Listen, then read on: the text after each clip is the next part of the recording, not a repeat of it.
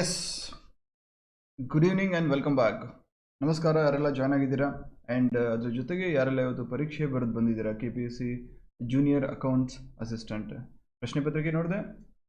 So ಇಲ್ಲಿ ಎರಡು ಉದ್ದೇಶ ಈ ಸೆಷನ್ದು. ಒಂದು, ಆನ್ಸರ್ ಕೀ ಆಬ್ವಿಯಸ್ಲಿ ಡಿಸ್ಕಸ್ ಮಾಡೋಣ, ಆ್ಯಂಡ್ ಇದ್ರ ಜೊತೆಗೇ ಆನ್ಸರ್ ಕೀನ ನಮ್ಮ ಗ್ರೂಪ್ ಈ ವಾಟ್ಸಪ್ ಗ್ರೂಪ್ಸು ಮತ್ತು ಟೆಲಿಗ್ರಾಮ್ಸಲ್ಲೂ ಕೂಡ ಶೇರ್ ಮಾಡ್ತೀನಿ, ಡು ನಾಟ್ ವರಿ. ಅದ್ರ ಜೊತೆಗೆ ಈಗ ವೆರಿ ಲೇಟೆಸ್ಟ್ ಅಂದರೆ ಇದೇ ಎಕ್ಸಾಮು ಕಂಡಕ್ಟೆಡ್ ಬೈ KPSC. ಇದರ ಆಧಾರದ ಮೇಲೆ ಮುಂದೆ CTI ಆಗಿರ್ಬೋದು, KPSC KS ಎಕ್ಸಾಮ್ ಆಗಿರ್ಬೋದು, ಅಥವಾ ನಮ್ಮ PSI ಎಕ್ಸಾಮ್ ಆಗಿರ್ಬೋದು, ಯಾವ ರೀತಿ ಪ್ರಶ್ನೆಗಳನ್ನು ನಾವು ಎಕ್ಸ್ಪೆಕ್ಟ್ ಮಾಡ್ಬೋದು ಅಂತ ಇದ್ರ ಮೇಲೆ ಒಂದು ಅಂದಾಜನ್ನು ಹಾಕ್ಬೋದು. ಯಾಕಂದರೆ ಕ್ವಶನ್ ಪೇಪರ್ ತುಂಬ ಈಸಿನೂ ಇರಲಿಲ್ಲ ಆ್ಯಂಡ್ ಅತಿ ಡಿಫಿಕಲ್ಟ್ ಅನ್ನೋ ರೀತಿ ಕೂಡ ಇರಲಿಲ್ಲ. ಗ್ರೂಪ್ C ಎಕ್ಸಾಮ್ಸ್ಗೆ ಯಾವ ರೀತಿ ಪ್ರಶ್ನೆ ಪತ್ರಿಕೆ ಇರಬೇಕು ಅದೇ ಲೆವೆಲಲ್ಲೇ ಇತ್ತು. ಫೈನ್. ಸೊ ಯಾರೆಲ್ಲ ಅಟೆಂಡ್ ಮಾಡಿದ್ರಿ ಇವತ್ತು? ನಮಸ್ತೆ ಈರಣ್ಣ, ಸಿದ್ದರಾಜು, ಭೀಮ್ಶಿ, ಮೌನೇಶ್, ಅಂಬಿಕಾ. ಎಸ್, ಯಾರೆಲ್ಲ ಅಟೆಂಡ್ ಮಾಡಿದ್ರಿ? ಸೊ ನಂದು ಪ್ರೇಮಾ ಫೇಸಿ at the outset I would say question paper ತುಂಬ ಈಸಿನೂ ಇರಲಿಲ್ಲ, ತುಂಬ ಡಿಫಿಕಲ್ಟ್ ಇರಲಿಲ್ಲ, ಸ್ವಲ್ಪ ಮೀಡಿಯಂ ಲೆವೆಲ್ಗಿಂತ ಜಾಸ್ತಿನೇ ಇತ್ತು. ಬೇಸಿಕ್ ಸ್ಟ್ರಾಂಗ್ ಆಗಿದ್ದು. ಗ್ರೂಪ್ ಸಿ ಎಕ್ಸಾಮ್ಸ್ಗೆ ನಮ್ಮ ಸ್ಟೂಡೆಂಟ್ಸ್ಗೆ CTI ಬ್ಯಾಚ್ ಅವ್ರಿಗೆ ಹೇಳ್ತಾನೆ ಇರ್ತೀನಿ ಎಲ್ರಿಗೂ. ಸೊ ಇದೆಲ್ಲ ಇವತ್ತಿನ ಎಕ್ಸಾಮ್ ಒಳ್ಳೆ ಎಕ್ಸ್ಪೀರಿಯನ್ಸ್ ನಿಮಗೆ. ನಾನು ಹೇಳೋದಿಷ್ಟೇ, ಕಮ್ಯುನಿಕೇಷನ್ ಪೇಪರಲ್ಲಿ ಯಾವಾಗಲೂ 80 to 85 ಅಬೋವೇ ಮೇಂಟೈನ್ ಮಾಡ್ಕೊಳ್ಳೋಕೆ ನೋಡ್ಕೊಳ್ಳಿ. ಯಾಕಂದರೆ ಪೇಪರ್ 1 ಅಂದರೆ GK ಪೇಪರು ಅಥವಾ ಈ ಜನರಲ್ ನಾಲೆಜ್ ಪೇಪರು ಇದನ್ನು ಎಕ್ಸ್ಪೆಕ್ಟ್ ಮಾಡೋಕ್ಕಾಗಲ್ಲ. ಎಕ್ಸಾಮಿಂದ ಎಕ್ಸಾಮ್ಗೆ ವರ್ಷದಿಂದ ವರ್ಷಕ್ಕೆ ಚೇಂಜ್ ಆಗ್ತಾ ಇರುತ್ತೆ. ವೇರಾಸ್ ಪೇಪರ್ 2 ಕಮ್ಯುನಿಕೇಷನಲ್ಲಿ if you are able to score 85+, 85 at any cost score ಮಾಡೋಲ್ಲಿ ನೀವು ಸಕ್ಸಸ್ಫುಲ್ ಆದರೆ, ಪೇಪರ್ 1 ಇಂಥ ಡಿಫಿಕಲ್ಟ್ ಕ್ವಶನ್ ಪೇಪರ್ ಇದ್ದರೂ ಕೂಡ ಈಸಿಲಿ 60 to 70 ಸ್ಕೋರ್ ಮಾಡ್ಬೋದು. Fine. Okay, so let's begin. ಇಲ್ಲಿ ಸುಮಾರು ಪ್ರಶ್ನೆಗಳಲ್ಲಿ ನಿಮಗೆ ಆನ್ಸರ್ ಗೊತ್ತಿಲ್ಲದೇ ಇದ್ರೂ ಕೂಡ ಬೇಸ್ಡ್ ಆನ್ ಎಲಿಮಿನೇಷನ್ ಟೆಕ್ನಿಕ್ ನೀವು ರೈಟ್ ಆನ್ಸರ್ನ ಪತ್ತೆ ಹಚ್ಬೋದು. ಒಂದು, ಎಷ್ಟೋ ಪ್ರಶ್ನೆಗಳಲ್ಲಿ ಪಾರ್ಷಿಯಲ್ ಆನ್ಸರ್, ಆ ಸ್ಟೇಟ್ಮೆಂಟ್ಸಲ್ಲಿ 4 ಸ್ಟೇಟ್ಮೆಂಟ್ಸ್ ಗೊತ್ತಿಲ್ಲದೇ ಇದ್ರೂ ಕೂಡ ರಾಂಗ್ ಸ್ಟೇಟ್ಮೆಂಟನ್ನು ಎಲಿಮಿನೇಟ್ ಮಾಡಿ ಈಸಿಲಿ ರೈಟ್ ಆನ್ಸರ್ ಪತ್ತೆ ಹಚ್ಬೋದು. 2, ಮೂರನೇದು, ಸುಮಾರು ಕಡೆ ನೀವು ಜಸ್ಟ್ ಇವ್ರ ಕಾಮನ್ ಸೆನ್ಸು ಮತ್ತು ಜನರಲ್ ನಾಲೆಜ್ ಅಪ್ಲೈ ಮಾಡಿ ವಿದಿನ್ 5 seconds ಕೆಲವೊಂದಿಷ್ಟು ಕ್ವಶನ್ಸನ್ನು ನಾವು ಸಾಲ್ವ್ ಮಾಡ್ಬೋದು. ಅಡ್ವಾಂಟೇಜ್ ಏನಂದರೆ ಇಲ್ಲಿ ಈ ರೀತಿ ಎಲಿಮಿನೇಷನ್ ಟೆಕ್ನಿಕ್ ಥ್ರೂ ಅಥವಾ ನಮ್ಮ ಕಾಮನ್ ಸೆನ್ಸ್ ಥ್ರೂ ನಾವು ಎಷ್ಟು ಬೇಗ ಸಾಲ್ವ್ ಮಾಡ್ತೀವೋ ಆ ಉಳಿದಿರುವಂತಹ ಸಮಯವನ್ನು ಡಿಫಿಕಲ್ಟ್ ಕ್ವಶನ್ಸ್ ಅಂತ ಏನು ಕರಿತೀವಲ್ಲ ಈ ಕ್ವಶನ್ ಪೇಪರಲ್ಲಿ ಮುಂದೆ ಬರುತ್ತೆ. ಅಂತಹ ಡಿಫಿಕಲ್ಟ್ ಕ್ವಶನ್ಸ್ ಮೇಲೆ ಯೋಚನೆ ಮಾಡೋಕ್ಕೆ, ಎಲಿಮಿನೇಟ್ ಮಾಡೋಕ್ಕೆ ಅಥವಾ ಸ್ವಲ್ಪ ಥಿಂಕ್ ಮಾಡೋಕ್ಕೆ ಇಲ್ಲಿ ಉಳಿದಿರುವಂತಹ ಸಮಯವನ್ನು ಸರಿದೂಗಿಸ್ಕೊಳ್ಬೋದು. It's all about balancing. It's the art of balancing the time. Fine, shall we begin? ಮೊದಲನೇದಾಗಿ ಫಸ್ಟ್ ಕ್ವಶನ್ ಯಾವುದಿದು? Series D, question paper series D. ನಿಮ್ಮ ಹತ್ರ ಇದ್ದರೆ ಜೊತೆಗೆ ಅನಲೈಸ್ ಮಾಡ್ಕೊಂಡು ಹೋಗಿ. ಐ ಹೋಪ್ ಇಷ್ಟೊತ್ತಿಗಾಗಲಿ ಸೆಕೆಂಡ್ ಪೇಪರ್ ಮುಗಿದಿರುತ್ತೆ. First question, match the following.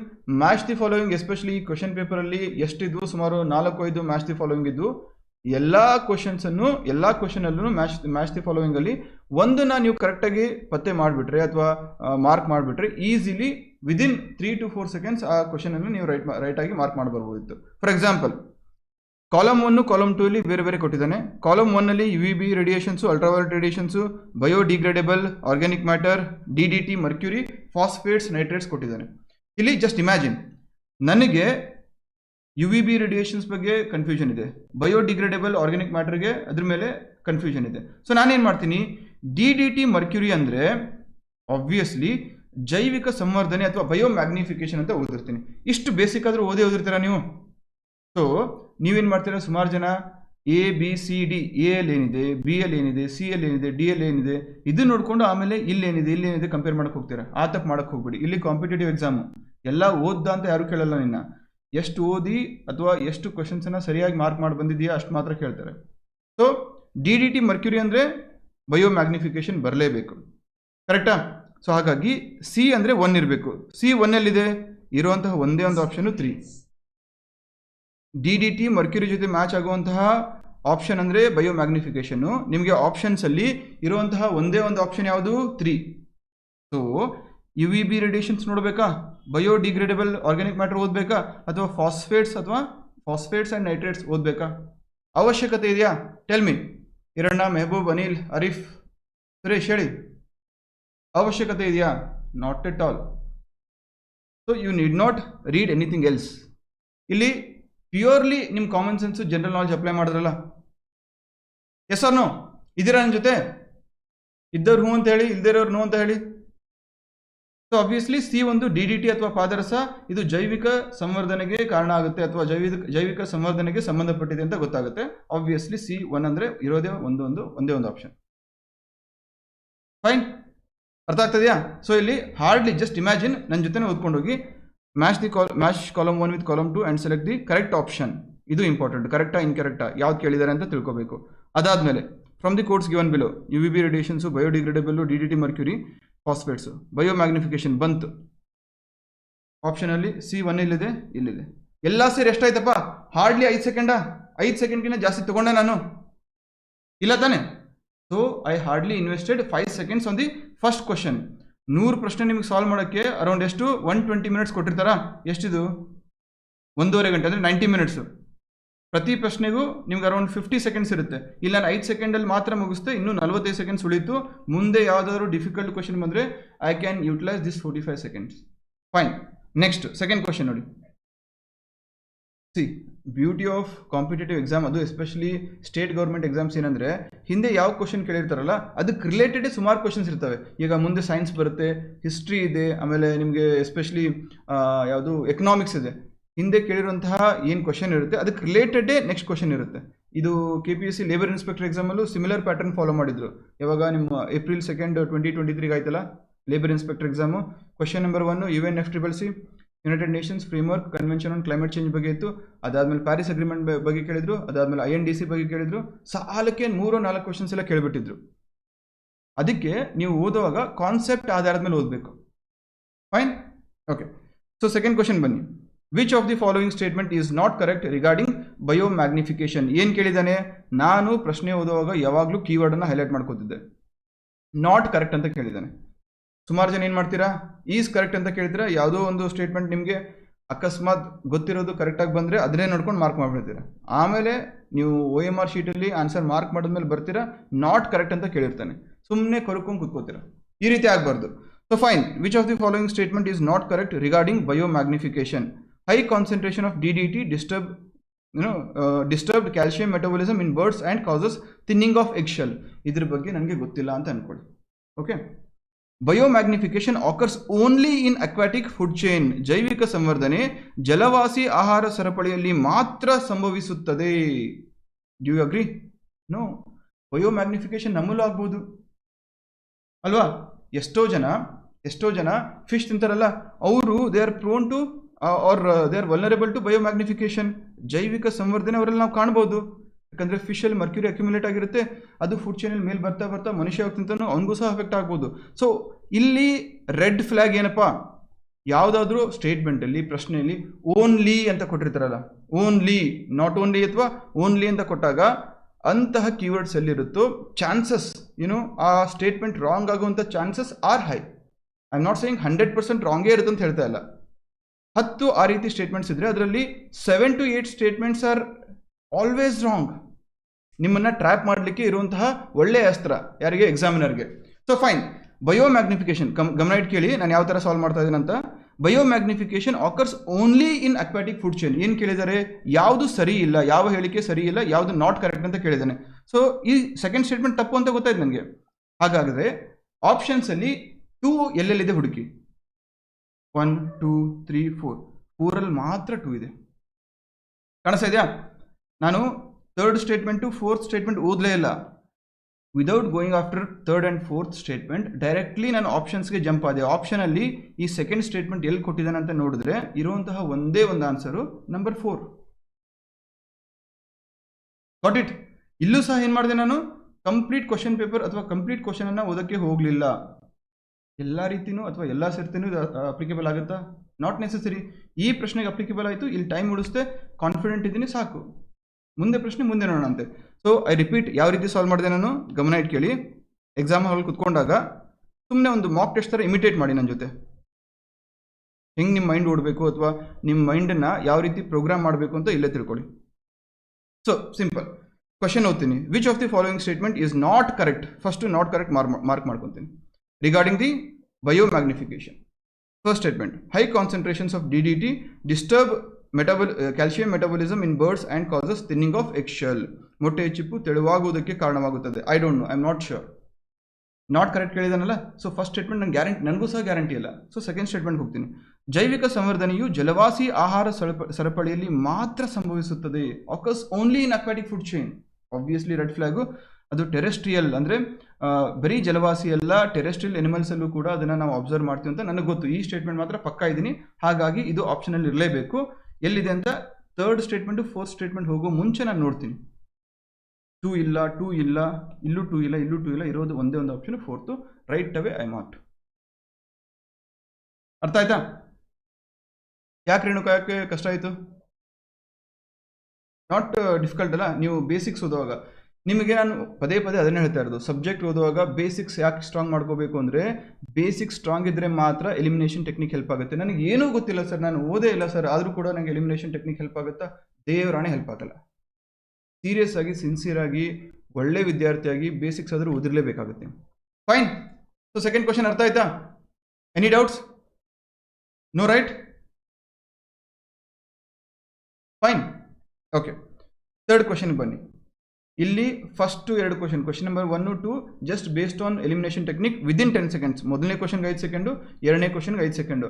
2 question solve ಮಾಡಿದ್ದೀನಿ, 10 ಸೆಕೆಂಡ್ ಆಗಿಲ್ಲ. ಮೂರನೇ ಕ್ವಶನ್ ಬನ್ನಿ. ಕರೆಂಟ್ ಅಫೇರ್ಸ್ ಹೆಂಗೆ ಲಿಂಕ್ ಆಗಿರುತ್ತೆ ಅಂತ ತೋರಿಸ್ತೀನಿ ನಿಮಗೆ. A woman's right to make reproductive choices is also a dimension among the right given below. ಸಂತಾನೋತ್ಪತ್ತಿ ಆಯ್ಕೆಗಳನ್ನು ಮಾಡುವ ಮಹಿಳೆಯರ ಹಕ್ಕು ಸಹ ಕೆಳಗೆ ನೀಡಲಾದ ಹಕ್ಕಿನ ಒಂದು ಆಯಾಮವಾಗಿದೆ. ಆಬ್ವಿಯಸ್ಲಿ ಜಾಸ್ತಿ ತಲೆ ಕೆಡಿಸ್ಕೊಳ್ಳೋ ಅವಶ್ಯಕತೆ ಇಲ್ಲ. ಆರ್ಟಿಕಲ್ 21 ಅಂತ ಎಲ್ರಿಗೂ ಗೊತ್ತು. ಆದರೂ ಕೂಡ ವೈ ಪರ್ಟಿಕ್ಯುಲರ್ಲಿ ದಿಸ್ ಕ್ವಶನ್ ಅಂತ ನೀವು ಕೇಳ್ಬೋದು. ಸರ್ ಯಾಕೆ? ಪಾಲಿಟಿ ನಿಜ, ಬಟ್ ಪಾಲಿಟಿಯಲ್ಲೂ ಕೂಡ ಕರೆಂಟ್ ಅಫೇರ್ಸ್ ಮಿಕ್ಸ್ ಮಾಡ್ತಾನೆ. ನೆನಪಿರಲಿ, economics, schemes, polity, geography, in most cases history ಕೂಡ ಕರೆಂಟ್ ಅಫೇರ್ಸ್ ಆಧಾರದ ಮೇಲೆ ಪ್ರಶ್ನೆಗಳನ್ನು ಫ್ರೇಮ್ ಮಾಡ್ತಾ ಇದ್ದೇನೆ. UPSC ಪ್ಯಾಟರ್ನ್ ಅನ್ನು ಫಾಲೋ ಮಾಡಿದ್ರು ಕೂಡ ಈ ರೀತಿ ಒಂದು ತನ್ನದೇ ಆದಂತಹ ಸ್ವಂತಿಕೆಯನ್ನು KPSC ಮತ್ತು KEA ಅಳವಡಿಸ್ಕೊತಾ ಇದ್ದಾವೆ. ಗಮನ ಇಟ್ಟಿರಲಿ. ಸೊ ಬರೀ ಓದೋದಲ್ಲ. ನಾನು ಯಾಕೆ ಇದನ್ನೆಲ್ಲ ಡಿಸ್ಕಸ್ ಮಾಡ್ತಾ ಇದ್ದೀನಿ ಅಂತ ಹೇಳಿದ್ರೆ, ನಮ್ಮ CTA ಆಸ್ಪಿರೆಂಟ್ಸ್ಗೂ ಅಪ್ಲಿಕೇಬಲ್ ಆಗುತ್ತೆ. ಬರೀ ಓದೋದು ಇಟ್ ವೋಂಟ್ ಹೆಲ್ಪ್. ಓದೋದನ್ನು ಕರೆಕ್ಟಾಗಿ ಅಪ್ಲೈ ಮಾಡಿದಾಗ ಮಾತ್ರ it will help you. Fine. A women's right to make reproductive choices, ಇದು obviously right to life and personal liberty. C, right to carry on any profession, ಸಂಬಂಧನೇ ಇಲ್ಲ. Women's right to make reproductive choice, ಅದಕ್ಕೂ ಸಿಗೂ ಸಂಬಂಧ ಇಲ್ಲ. ಯಾವ ಸಂಬಂಧ ಇರಲ್ಲೂ ತೆಗೆದಾಕ್ಬಿಡಿ. ನಾನಂತೂ ಎಕ್ಸಾಮ್ ಹಾಲಲ್ಲಿ ಹಿಂಗೆ ಮಾಡ್ತಾ ಇದ್ದೆ. ಯಾಕೆ ನಂಗೆ ಫಿಲಿಮ್ಸ್ ಈಸಿ ಆಗ್ತಿತ್ತು ಅಂತ ಹೇಳಿದ್ರೆ, ಯಾವುದು ರಿಲಿವೆಂಟ್ ಇರಲ್ವೋ ಅದನ್ನು ನಾನು ತೆಗೆದಾಕ್ಬಿಡ್ತಾ ಇದ್ದೆ, ಕಾಟ್ ಆಗ್ತಾ ಇದ್ದೆ. Right to equal protection of law, not relevant. So ಉಳಿದಿರೋದೇ right to freedom of speech and expression, but ಅದಕ್ಕಿಂತ ಹೈಲಿ ರಿಲಿವೆಂಟ್ ಆಗಿರೋದು ಆಪ್ಷನ್ ಬಿ, ಜೀವಿಸುವ ಮತ್ತು ವ್ಯಕ್ತಿ ಸ್ವಾತಂತ್ರ್ಯದ ಹಕ್ಕು. ಇದನ್ನು ಮೊನ್ನೆ ತಾನೇ ಪಾಲಿಟಿ ಕ್ಲಾಸಲ್ಲಿ ಡಿಸ್ಕಸ್ ಮಾಡಿದ್ವಿ. I hope you remember. ಎಲ್ಲಿದ್ರಪ್ಪ CTA ಬ್ಯಾಚ್ ಅವರು ಮತ್ತು PSI ಬ್ಯಾಚ್ ಅವರು, ನೆನಪಿದೆಯಾ? Right to life and personal liberty, article 21 of the Indian constitution which fall under the right to freedom. Article 19 ಇಂದ ಆರ್ಟಿಕಲ್ 22 ವರೆಗೂ we have got right to freedom. Fine. ಯಾಕೆ ಈ ಪ್ರಶ್ನೆಯನ್ನು ಕೇಳಿದ್ರು? Right to make reproductive choices, science interference central to women's dignity. Supreme court, ಇಲ್ಲಿ date ಕಾಣಿಸ್ತಾ ಇದೆ ನಿಮಗೆ, ಝೂಮ್ ಇನ್ ಮಾಡ್ತೀನಿ ನೋಡಿ, 22 ಆಗಸ್ಟ್ 2023. ಹಾರ್ಡ್ಲಿ 3 ತಿಂಗಳ ಹಿಂದೆ ಈ ಆರ್ಟಿಕಲ್ ಬಂದಿತ್ತು. ಕೇವಲ 3 ತಿಂಗಳುಗಳ ಹಿಂದೆ ಈ ಆರ್ಟಿಕಲ್ ಬಂದಿತ್ತು. ಒಬ್ಬಳು ಮಹಿಳೆಗೆ ಹೈಕೋರ್ಟು, ಗುಜರಾತ್ ಹೈಕೋರ್ಟು ಅಬಾರ್ಷನ್ ಮಾಡಿಸ್ಲಿಕ್ಕೆ ಅವಕಾಶ ಕೊಟ್ಟಿರಲಿಲ್ಲ. Rape survivor, rape victim. ಆ ರೇಪ್ ವಿಕ್ಟಿಮ್, ಆ ಮಹಿಳೆಗೆ 27 ವಾರದ ಗರ್ಭಿಣಿ ಆಗಿದ್ಲು. ಸೊ ರೂಲ್ಸ್ ಪ್ರಕಾರ ಕೊಡಂಗಿಲ್ಲ. ಆದರೂ ಕೂಡ ಅವಳು ನಾನು ಐ ವಾಂಟ್ ಟು ಡಿಸ್ಕಂಟಿನ್ಯೂ ಅಂತ ಹೇಳಿದ್ಲು. ಅದಕ್ಕೆ ಗುಜರಾತ್ ಹೈಕೋರ್ಟು ಅಲೌ ಮಾಡಿರಲಿಲ್ಲ. Whereas when she approach the supreme court of India, honourable supreme court of India article 21 ಅನ್ನು ಕೋಟ್ ಮಾಡ್ತಾ, she has the right to make reproductive choices ಅಂತ ಹೇಳಿತ್ತು. ಸೊ ನಾನು ಎಲ್ರಿಗೂ ಹೇಳ್ತಾ ಇರ್ತೀನಿ, ಕರೆಂಟ್ ಅಫೇರ್ಸ್ ಓದುವಾಗ ಎಸ್ಪೆಷಲಿ ಗ್ರೂಪ್ ಸಿಗೆ ಡೀಪಾಗಿ ಹೋಗಬೇಡಿ. ಡೀಪಾಗಿ ಅಲ್ಲಿ KSಗೆ IAS ಬೇಕಾಗುತ್ತೆ, ದಟ್ಸ್ ಫಾರ್ ಶ್ಯೂರ್. ಇಲ್ಲಿ ಡೀಪಾಗಿ ಹೋಗುವಂಥ ಅವಶ್ಯಕತೆ ಇಲ್ಲ. ಯಾಕಂದರೆ ನಿಮಗೆ ಹೆಡ್ಡಿಂಗಲ್ಲಿ ಏನಿರುತ್ತೆ, ಟೈಟಲ್ ಏನಿರುತ್ತೆ, most of the times title basis ಮೇಲೆ ಕ್ವಶನ್ಸನ್ನು ಕೇಳ್ತಾರೆ. I will prove it to you. Fine. So second question, third question simple. Was it simple? ಈ ಆರ್ಟಿಕಲ್ ಓದಿಲ್ಲ ಅಂದರೂ ಕೂಡ polity basic knowledge, part 3 of the Indian constitution, part 3 ಓದೇ ಇರ್ತೀರಾ. 101% ಪಾಲಿಟಿಯಲ್ಲಿ ಏನು ಓದಿಲ್ಲ ಅಂದರೂ ಪಾರ್ಟ್ 3 ಓದಿರ್ತೀರಾ. ಸೊ ಅದ್ರ ಬೇಸಿಸ್ ಮೇಲೆ ಆದರೂ ಆನ್ಸರ್ ಮಾಡ್ಬೋದಾ? Fine. Is it clear?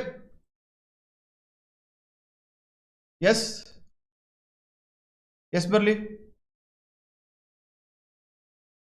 Come on guys. ನಿದ್ದೆ ಮಾಡ್ತಾ ಇಲ್ಲಲ್ಲ? ಓಕೆ, ಬನ್ನಿ. Question number 4. ಈ ಪತ್ರಿಕೆಯಲ್ಲಿ ಈ ಕ್ವಶನ್ ಪೇಪರಲ್ಲಿ ಸುಮಾರು ಸೈನ್ಸ್ ಮತ್ತು ಸುಮಾರು ಎನ್ವೈರನ್ಮೆಂಟ್ ಕ್ವಶನ್ಸ್ ಇದ್ದಾವೆ.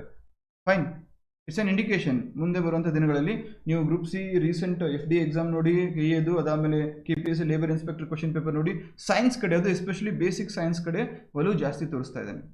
ಫೈನ್, ಹಾಗಾಗಿ ಸೈನ್ಸ್ ಮೇಲೆ ಕೂಡ ನಿಮ್ಮ ಗಮನ ಇರಲಿ. ಆ್ಯಂಡ್ ಇದನ್ನು ಹೇಳ್ತಾ ಮತ್ತೊಂದು ರೆಡ್ ಫ್ಲಾಗ್ ಏನಪ್ಪ ಅಂದರೆ, ನಿಮಗೆ ಸೈನ್ಸ್ ಮೇಲೆ ಕ್ವಶನ್ಸ್ ಕೇಳ್ತಾ ಇದ್ದೀನಿ ಅಂದ ತಕ್ಷಣ history, geography, current affairs, mental ability ಇವೆಲ್ಲ ಬಿಟ್ಟು ಡೈರೆಕ್ಟಾಗಿ ಕರೆಂಟ್ ಅಫೇರ್ಸ್ ಮೇಲೇ ಕಾನ್ಸಂಟ್ರೇಟ್ ಮಾಡಬೇಕು ಅನ್ನೋಂತಹ ಏನು ಮ್ಯಾಂಡೇಟರಿ ರಿಕ್ವೈರ್ಮೆಂಟ್ ಏನೂ ಇಲ್ಲ. ಯಾಕೆ ಹೇಳ್ತಾ ಇದ್ದೀನಿ? ಪದೇ ಪದೇ ಹೇಳ್ತಾ ಇದ್ದೀನಿ, ಸ್ವಲ್ಪ ಲಾಜಿಕಲಿ ಯೋಚನೆ ಮಾಡಿ. This is a competitive exam. ಇಲ್ಲಿ ಔಟ್ ಆಫ್ 200ಗೆ 200 ಸ್ಕೋರ್ ಮಾಡುವಂತಹ ಅವಶ್ಯಕತೆ ಇಲ್ಲ. If you are scoring well and good, but if not, unnecessary ಈ ಸ್ಟ್ರೆಸ್ಸನ್ನು, ಪ್ರೆಷರನ್ನು ನಿಮ್ಮ ಮೇಲೆ ನೀವೇ ಕ್ಯಾರಿ ಮಾಡೋಕ್ಕೆ ಹೋಗಬೇಡಿ ಪ್ಲೀಸ್, ದಯವಿಟ್ಟು. ನಿಮ್ಮದು ಏನಾಗಿರಬೇಕು, ಕಾಂಪಿಟೇಟಿವ್ ಎಕ್ಸಾಮ್ ಅಂದರೆ ರಿಲೇಟಿವ್ಲಿ ಫ್ರಂಟಲ್ಲಿ ಇರಬೇಕು. ಸೊ ಹಾಗಾಗಿ ಫಸ್ಟ್ ಸ್ಟೆಪ್ ಏನಾಗಿರಬೇಕು, first step at any cost 150 ಬರೋ ಥರ ಸ್ಕೋರ್ ಮಾಡ್ಕೊಳ್ಳಿ. ಅಂದರೆ ಪೇಪರ್ 1, ಪೇಪರ್ 2 ಎರಡೂ ಸೇರಿ ನಿಮಗೆ 50 ಪ್ರಶ್ನೆಗಳನ್ನು ತಪ್ಪು ಮಾಡಲಿಕ್ಕೆ ಅಥವಾ ಬಿಡಲಿಕ್ಕೆ, ನೆಟ್ ಕ್ವಶನ್ಸ್ ಹೇಳ್ತಾ ಇದ್ದೀನಿ, ರಾಂಗು ಮತ್ತು ಅದಕ್ಕೆ ಕಾಂಪನ್ಸೇಷನ್ ಆಗಿ ರೈಟ್ ಕ್ವಶನ್ಸು, ಅರೌಂಡ್ 50 ಕ್ವಶನ್ಸ್ ಅಷ್ಟು ನಿಮಗೆ ಸ್ಪೇಸ್ ಇದೆ. ಹಾಗಾಗಿ ಎಲ್ಲವೂ ನನಗೆ ಗೊತ್ತಾಗಬೇಕು ಅಥವಾ ಎಲ್ಲ ಪ್ರಶ್ನೆಗೂ ನನಗೆ ಉತ್ತರ ಗೊತ್ತಿರಲೇಬೇಕು ಅಂತ ಈಗೋ ಮೇಲೆ ತೊಳಕ್ಕೆ ಹೋಗಬೇಡಿ. Fine. Biodiversity loss occurs due to ಜೀವ ವೈವಿಧ್ಯ ನಷ್ಟವು ಈ ಕಾರಣದಿಂದ ಸಂಭವಿಸುತ್ತದೆ. ಯಾವುದು? ಆವಾಸ ಸ್ಥಾನ ನಷ್ಟ ಮತ್ತು ವಿಘಟನೆ, ಅತಿಯಾದ ಶೋಷಣೆ, ಸಹ ಅಳಿವು, ಅನ್ಯ ಲೋಕದ ಜಾತಿಗಳ ಆಕ್ರಮಣಗಳು. ಜನರಲ್ ಆಗಿದೆಯಲ್ಲ ಕ್ವಶನು, ಏನಾದ್ರು ಟೆಕ್ನಿಕಲ್ ಇದೆ ಅದರಲ್ಲಿ? ನಥಿಂಗ್. ಸೊ ಎಷ್ಟು ಜನರಲ್ ಆಗುತ್ತೋ ಅಷ್ಟು ಜನರಲ್ ಆಗಿ ಈ ಕ್ವಶನನ್ನು ಫ್ರೇಮ್ ಮಾಡಿದ್ದಾನೆ. ಸೊ ABCD ನೀವೇ ಇಮ್ಯಾಜಿನ್ ಮಾಡಿ. ಜೀವ ವೈವಿಧ್ಯ ನಷ್ಟ ಆಗಬೇಕು ಅಂದರೆ ಹ್ಯಾಬಿಟಾಟ್ ಲಾಸ್, ನಾವಿರುವಂಥ ಮನೆ, ನಮ್ಮ ಆವಾಸ ಸ್ಥಾನ, ಅದಕ್ಕೆ ಧಕ್ಕೆ ಆದರೆ ಆಬ್ವಿಯಸ್ಲಿ ಆಗುತ್ತೆ.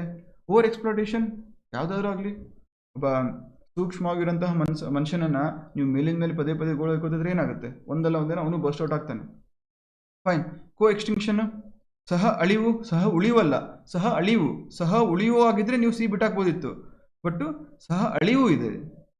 ಫೈನ್. ಕೋ ಎಕ್ಸಿಸ್ಟೆನ್ಸ್ ಆಗಿದ್ರೆ it would have been a different answer. Alien species invasion, obviously. ಹಾಗಾಗಿ D is the right answer. ಇಲ್ಲೇನಾದರೂ ನಿಮಗೆ ಎಕ್ಸ್ಟ್ರಾ ನಾಲೆಜ್ ಬೇಕಾಗಿತ್ತಾ? ಜನರಲ್ ಕಾಮನ್ ಸೆನ್ಸ್ ಇದ್ರೆ ಸಾಕಲ್ವಾ? ಫೈನ್. ಸೊ 1 to 4 ಕ್ವಶನ್ಸ್ ಬಂದ್ವಿ, all were easily doable. Question number 5 ಬನ್ನಿ. Once again species diversity. ನಾನು ಹೇಳಿದೆ, ಸ್ಟಾರ್ಟಿಂಗಲ್ಲಿ ಹೇಳಿದೆ, KPSC ಮತ್ತು KE ಅವರು ಯಾವ ರೀತಿ ಕ್ವಶನ್ ಸೆಟ್ ಮಾಡ್ತಾ ಇದ್ದಾರೆ ಅಂತ ಹೇಳಿದ್ರೆ, ಒಂದಕ್ಕೊಂದು ಕ್ವಶನ್ಸ್ ಇಂಟರ್ಲಿಂಕ್ಡ್ ಇರುತ್ತೆ. ನಮ್ಮ ಟೆಸ್ಟ್ ಸೀರೀಸಲ್ಲಿ ಅದೇ ರೀತಿ ಕ್ವಶನ್ಸ್ ಕೊಡ್ತಾ ಇದೀವಿ ನಾವು. ಕ್ವಶನ್ನು ಮತ್ತು ಫಾಲೋಯಿಂಗ್ ಕ್ವಶನ್ನು, ಯಾವ ಕ್ವಶನ್ ಇರುತ್ತೋ ಅದ್ರ next questions they are somehow interlinked. ಒಂದೇ ಸಬ್ಜೆಕ್ಟ್ ಆಗಿರ್ಬೋದು, ಒಂದೇ ಕಾನ್ಸೆಪ್ಟ್ ಆಗಿರ್ಬೋದು.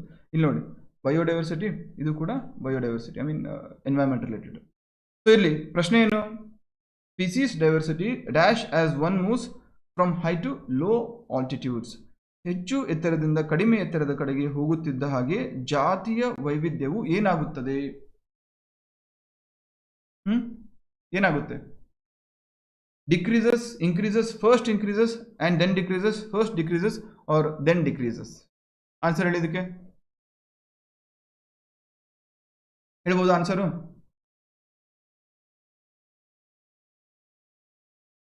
Species diversity. ಸೊ ಎಲ್ಲೆಲ್ಲಿ ನಿಮ್ಗೆ ಕನ್ಫ್ಯೂಷನ್ ಆಗುತ್ತಲ್ಲ ಅಲ್ಲಲ್ಲಿ ನಿಮಗೆ ಗೊತ್ತಿರೋಂಥ ಎಕ್ಸಾಂಪಲ್ಸ್ನ ತಗೊಳ್ಳಿ. ಹಿಮಾಲಯನ್ ಮೌಂಟೇನ್ಸ್ ಈ ಥರ ಡ್ರಾ ಮಾಡ್ಕೊಳ್ಳಿ.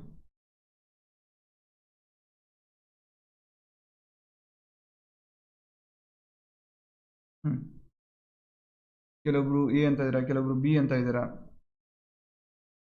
Shall be check. Yes, Pavithra, Sudhakar, Umesh ನೀವು ಕರೆಕ್ಟಾಗಿ ಹೇಳ್ತಿದ್ದಾರೆ. ಯಾಕಂದರೆ ಈಗ ಹಿಮಾಲಯನ್ ಡೈವರ್ಸಿಟಿ ಅನ್ಕೊಳ್ಳೋಣ. ಇಲ್ಲಿ ಮೇಲ್ಗಡೆ you find very few species. For example snow leopard ಆಗಿರ್ಬೋದು, ಅಥವಾ ಈ ಸ್ನೋ ರಿಲೇಟೆಡ್ ಅಥವಾ ಈ ಎನ್ವೈರನ್ಮೆಂಟ್ಗೆ ಹೊಂದ್ಕೊಳ್ಳುವಂತಹ ಕೆಲವು ಸ್ಪೀಸೀಸ್ ಇರುತ್ತೆ. ಆ್ಯಸ್ ಯು ಕಮ್ ಡೌನ್ ಅಲ್ಲ, ಮೋರ್ ಫೇವರಬಲ್ ಎನ್ವೈರನ್ಮೆಂಟ್ ಇರುತ್ತೆ. ಹಾಗಾಗಿ ಪ್ಲಾಂಟ್ ಡೈವರ್ಸಿಟಿ ಜಾಸ್ತಿ ಇರುತ್ತೆ. ಸೊ ಪ್ಲಾಂಟ್ ಡೈವರ್ಸಿಟಿ ಜಾಸ್ತಿ ಇದ್ದಾಗ ಆಬ್ವಿಯಸ್ಲಿ ಸ್ಪೀಸೀಸ್ ಡೈವರ್ಸಿಟಿ ಜಾಸ್ತಿ ಇರುತ್ತೆ. ಸೊ ವಿಚ್ ಮೀನ್ಸ್ ಏನಾಗುತ್ತೆ? ಸ್ಪೀಸೀಸ್ ಡೈವರ್ಸಿಟಿ ಮೇಲಿಂದ ಕೆಳಗಡೆ ಬಂದಾಗ ಇನ್ಕ್ರೀಸ್ ಆಗಬೇಕು.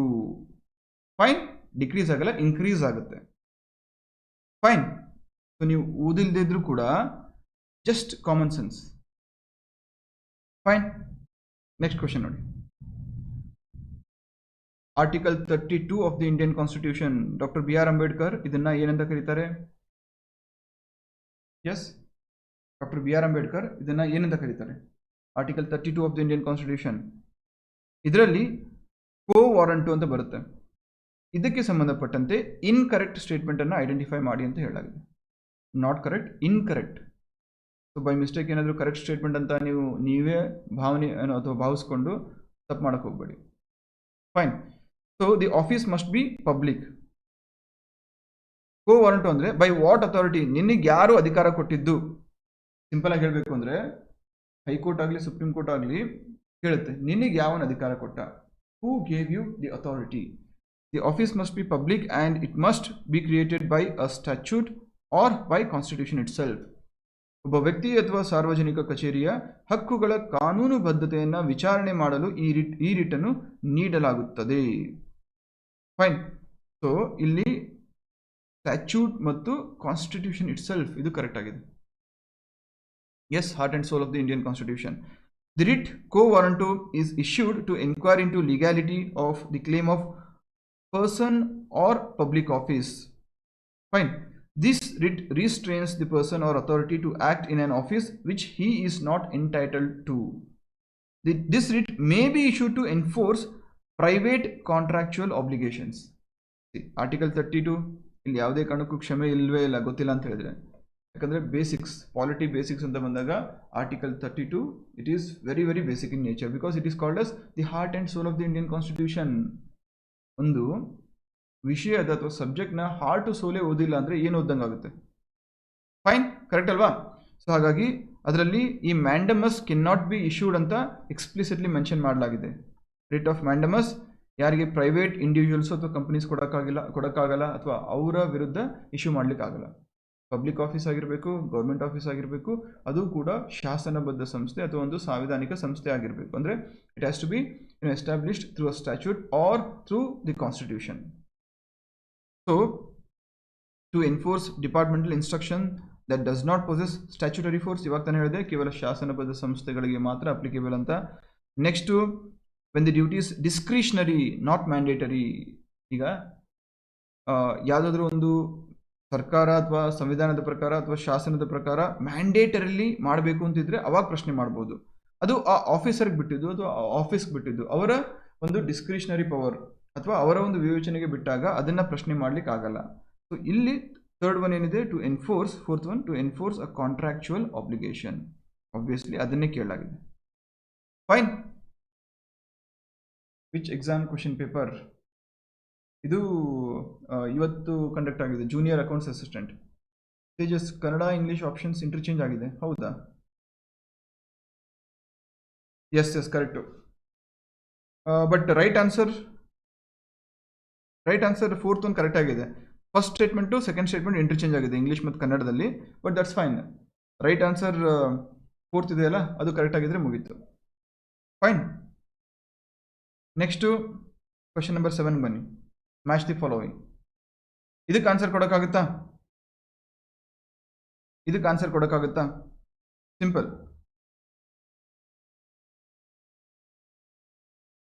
Yes, please.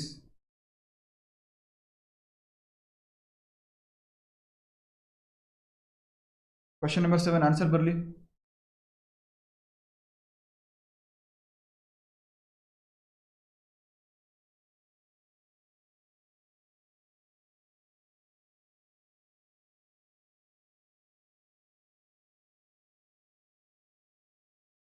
ಓಕೆ.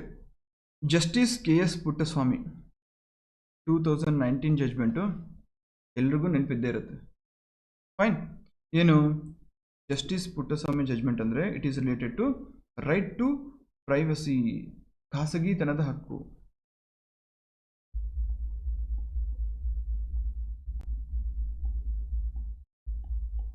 ಖಾಸಗಿತನದ ಹಕ್ಕು, right to privacy. So A4 ಜೊತೆ ಮ್ಯಾಚ್ ಆಗಬೇಕು. ಆಪ್ಷನ್ಸ್ ಬನ್ನಿ. A4ಅಲ್ಲಿರುವಂತಹ ಒಂದೇ ಒಂದು ಆಪ್ಷನ್ ಅಂದರೆ ಆಪ್ಷನ್ ನಂಬರ್ 3. ಸೊ ಎಕ್ಸಾಮಿನೇಷನ್ ಹಾಲಲ್ಲಿ ಇದ್ರ ಬಗ್ಗೆ 100% ನನಗೆ ಗ್ಯಾರಂಟಿ ಇದೆ. ಯಾವುದು? ಪುಟ್ಟಸ್ವಾಮಿ ಜಡ್ಜ್ಮೆಂಟು. ಸೊ ಹಾಗಾಗಿ ಮುಂದೆ ಯಾವುದನ್ನು ನೋಡೋಕ್ಕೆ ಹೋಗಲ್ಲ. It is not at all necessary. ಅರ್ಥ ಆಗ್ತಿದೆಯಾ? It is not at all necessary. ಯಾಕಂದರೆ A4 ಅಂತ ಕನ್ಫರ್ಮ್ ಇದ್ದಾಗ you can straight away mark the right option. ಯಾಕಂದರೆ ಇರುವಂತಹ ಒಂದೇ ಒಂದು relevant option option number 3. Fine. So easily once again you can save around 40 to 45 seconds. Fine. ಆದರೂ ಕೂಡ ಸುಮ್ಮನೆ ರೆಫರೆನ್ಸ್ಗೆ ಓದಿ. Joseph Shine versus union of India case, decriminalisation of adultery. ಯಾವುದು? IPC ಸೆಕ್ಷನ್ 497 ಅಲ್ವಾ? IPC ಸೆಕ್ಷನ್ 497 ಬರುತ್ತೆ, ಅದಕ್ಕೆ ಸಂಬಂಧಪಟ್ಟಿದ್ದು. Next India Young lawyers association versus state of Kerala, Sabarimala entry, temple entry. Next Navtej Johar versus union of India, IPC section 377. So A4 ಜೊತೆ match ಆಗುತ್ತೆ ಅಂತ ಗೊತ್ತಿದ್ರೆ that is more than sufficient. Video clear ಇಲ್ವಾ ಸುಧಾಕರ್? ಇಲ್ಲಿ ವಿಡಿಯೋ ಕ್ಲಿಯರ್ ಆಗಿದೆ. ಮೇ ಬಿ ನಿಮ್ಮ ಸೆಟ್ಟಿಂಗ್ಸಲ್ಲಿ problem ಆಗ್ತಾ ಇರ್ಬೋದು. ನಿಮ್ಮ ಸ್ಕ್ರೀನ್ ಮೇಲೆ ಸೆಟ್ಟಿಂಗ್ಸ್ ಕಾಣುತ್ತಲ್ಲ, ಅಲ್ಲಿ ಟ್ಯಾಪ್ ಮಾಡಿ ಅಡ್ವಾನ್ಸ್ಗೆ ಹೋಗಿ ವಿಡಿಯೋ ಕ್ಲಾರಿಟಿನ ಸ್ವಲ್ಪ ಇನ್ಕ್ರೀಸ್ ಮಾಡ್ಕೊಳ್ಳಿ. 720p 60 ಫ್ರೇಮ್ ರೇಟ್ಗೆ ಅಡ್ಜಸ್ಟ್ ಮಾಡ್ಕೋಬೋದು. ಅದರ್ಸ್ ಎಲ್ರಿಗೂ ವಿಡಿಯೋ ಕ್ಲಿಯರ್ ಬರ್ತಾ ಇದೆಯಾ?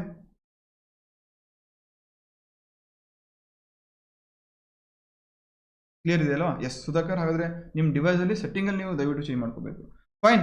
ಕ್ವಶನ್ ನಂಬರ್ 7 ಅರ್ಥ ಆಯ್ತಾ? ಯಾವ ರೀತಿ ಅಪ್ರೋಚ್ ಮಾಡಿದೆ ಅಂತ ಅಲ್ಲಿ ರಿಪೀಟ್. ಸೊ ಇದನ್ನು ಯಾಕೆ ಹೇಳ್ತಾ ಇದ್ದೀನಿ? KPSC ಆಗಲಿ, ಮುಂದೆ ಬರುವಂಥ CTA ಆಗಲಿ ಅಥವಾ PSI ಎಕ್ಸಾಮ್ ಆಗಲಿ, ಎಲ್ಲ ಕಡೆ ನಾಲೆಜೇ ಕೈ ಹಿಡಬೇಕು ಅಂತ ಏನೂ ರೂಲ್ ಇಲ್ಲ. ಕೆಲವೊಂದು ಕಡೆ ನಿಮ್ಮ ಕಾಮನ್ ಸೆನ್ಸು ಅಥವಾ ನಿಮ್ಮ ಅಪ್ರೋಚ್ ಕೂಡ ನಿಮಗೆ ಟೈಮ್ ಉಳಿಸ್ಬೋದು, ಟೈಮ್ ಸೇವ್ ಮಾಡ್ಬೋದು, ಅಥವಾ ರೈಟ್ ಆನ್ಸರ್ನ ಸ್ಟ್ರೇಟ್ ಅವೇ ತಂದುಕೊಡ್ಬೋದು. ಫೈನ್. ಸೊ ಏನು ಮಾಡಿದೆ? Justice KS Puttaswamy judgment 2019 famous judgement.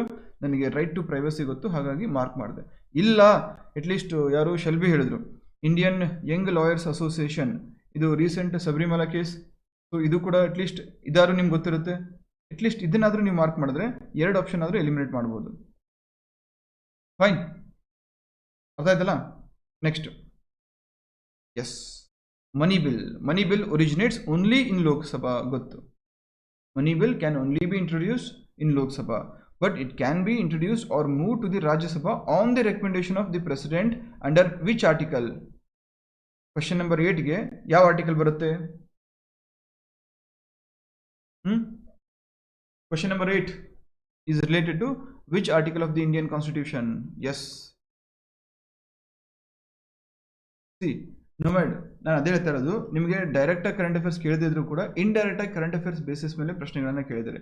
Which means definitely ನೀವು ಕರೆಂಟ್ ಅಫೇರ್ಸನ್ನು ಓದಲೇಬೇಕು. ಯಾಕಂದರೆ ಎಲ್ಲ ಎಕ್ಸಾಮ್ಸ್ಗೂ ಇದೇ ಒಂದು ಪ್ಯಾಟರ್ನ್ ಅಥವಾ ಬ್ಲೂ ಪ್ರಿಂಟ್ ಅಂತ ಇರಲ್ಲ. The pattern keeps changing. ಅವರ ವಿಲ್ ಮೇಲೆ ಅಥವಾ ಅವರ ಒಂದು ಟೇಸ್ಟ್ ಮೇಲೆ ಯಾರು ಕ್ವಶನ್ ಪೇಪರ್ ಸೆಟ್ ಮಾಡ್ತಾ ಇರ್ತಾರೆ, it keeps changing.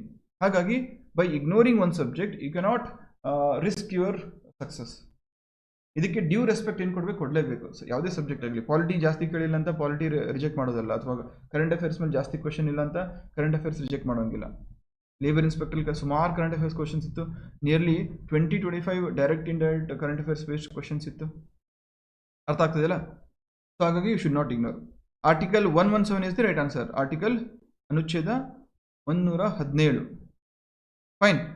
Article 124 supreme court, ಇದು ಕೂಡ ಅಪೀಲ್ ರಿಲೇಟೆಡ್. ಆರ್ಟಿಕಲ್ 132, ಆರ್ಟಿಕಲ್ 133 ಇದು ಕೂಡ ಅಪೀಲ್ ರಿಲೇಟೆಡ್. ಆಬ್ವಿಯಸ್ಲಿ ಈ 3 ಕೂಡ ಆಗಲ್ಲ. ಸೊ ಉಳಿದಿರುವಂತಹ ಒಂದೇ ಒಂದು article 117 clause 1 of the Indian constitution. Clear? Yes. Next ಬನ್ನಿ. Mark the incorrect statement.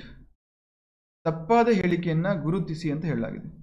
In Keshwananda Bharati versus the state of Kerala, Supreme Court held that the preamble is part of the Indian Constitution. Yes. ಇದು ಮೂಲ ರಚನೆ, ಭಾರತ ಸಂವಿಧಾನದ ಒಂದು ಭಾಗ ಅಂತ ಹೇಳಲಾಗುತ್ತೆ. Fine. ಅಥವಾ ಸಾರಿ, ಪ್ರಿಯಂಬಲ್ ಪ್ರಸ್ತಾವನೆ ಬಗ್ಗೆ ಹೇಳ್ತಾ ಇದ್ದಾರೆ. Next, article 368 of the Indian constitution empowers the parliament to amend the basic structure of the Indian constitution. No.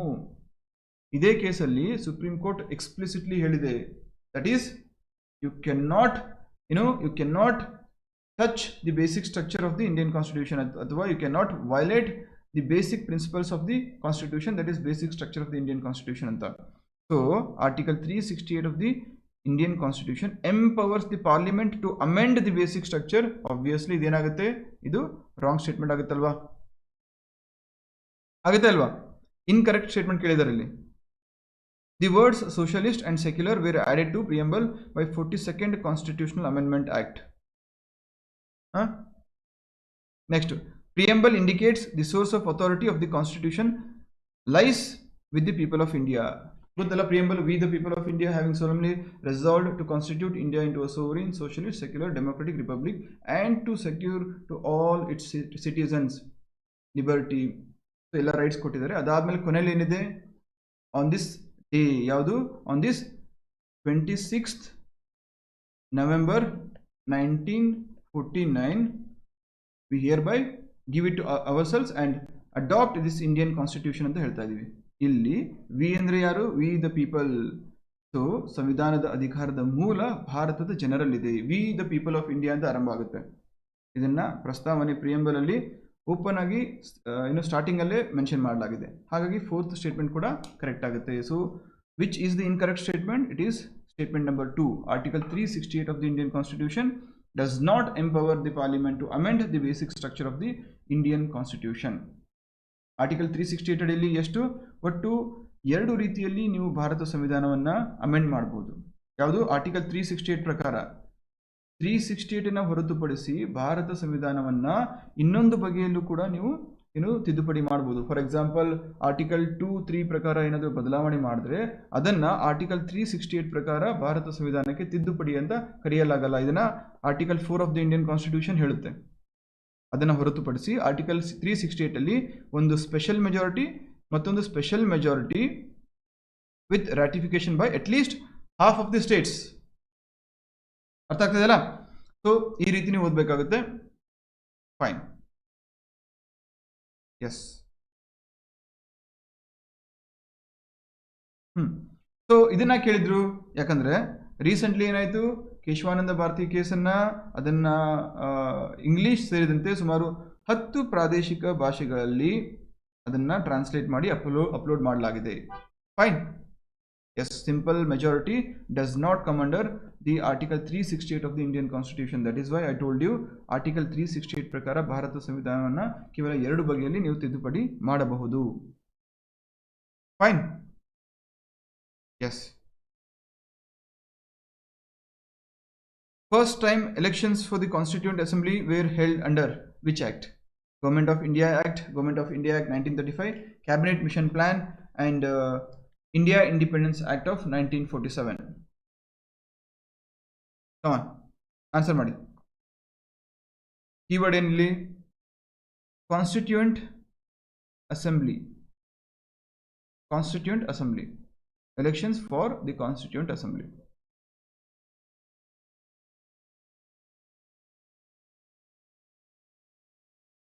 ಹೆಂಗೆ ಎಲ್ ಬಿ ಯಾಕೆ ತಪ್ಪು ಮಾಡ್ತಾ ಇದ್ದಾರೆ? Prashant is correct. ಏನು ಕೇಳಿದಾರೆ ಅವರು? ಸರ್ ಕಾನ್ಸ್ಟಿಟ್ಯೂಂಟ್ ಅಸೆಂಬ್ಲಿ ರಚನೆ ಯಾವಾಗಾಯಿತು? ಸಿಂಪಲ್, ಸ್ವತಂತ್ರ ಸಿಗೋ ಮುಂಚೆ. ಫೈನ್, ಹಾಗಾಗಿ ಇಂಡಿಯಾ ಇಂಡಿಪೆಂಡೆನ್ಸ್ ಆ್ಯಕ್ಟ್ ಬರಲ್ಲ, ಎಲಿಮಿನೇಟ್ ಮಾಡಿದೆ. ಗೌರ್ಮೆಂಟ್ ಆಫ್ ಇಂಡಿಯಾ ಆ್ಯಕ್ಟ್ 1919 ಬರಲ್ಲ, 1935 ಆ್ಯಕ್ಟ್ ಬರಲ್ಲ, ಯಾಕಂದರೆ ರಚನೆ ಆಗಿದ್ದು 1946 ಅಂತ ನಂಗೆ ಗೊತ್ತು. ಆ ಟೈಮಲ್ಲಿ ಬಂದಿದ್ದು cabinet mission plan.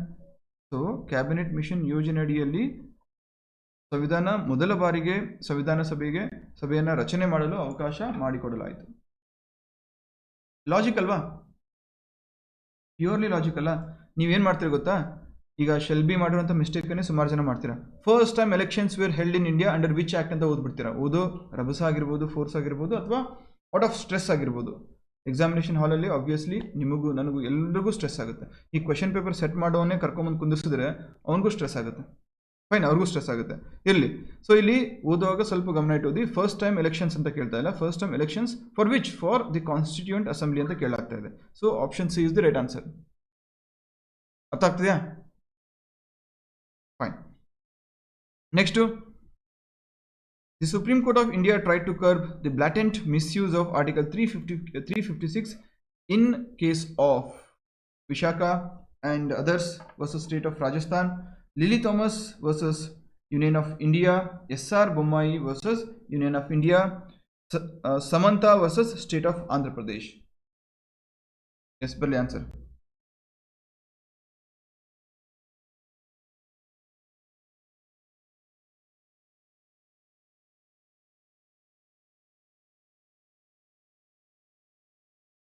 Yes, C. The right answer is S.R. Bommai versus Union of India case. ಯಾವುದ್ರ ಬಗ್ಗೆ ಆರ್ಟಿಕಲ್ 356 ಅನ್ನ ಮಿಸ್ಯೂಸ್ ಮಾಡ್ಕೋಬಾರ್ದು ಅದ್ರ ಮೇಲೂ ಸಹ ಏನು ಆರ್ಟಿಕಲ್ 356 ಏನು ಹೇಳುತ್ತೆ it talks about state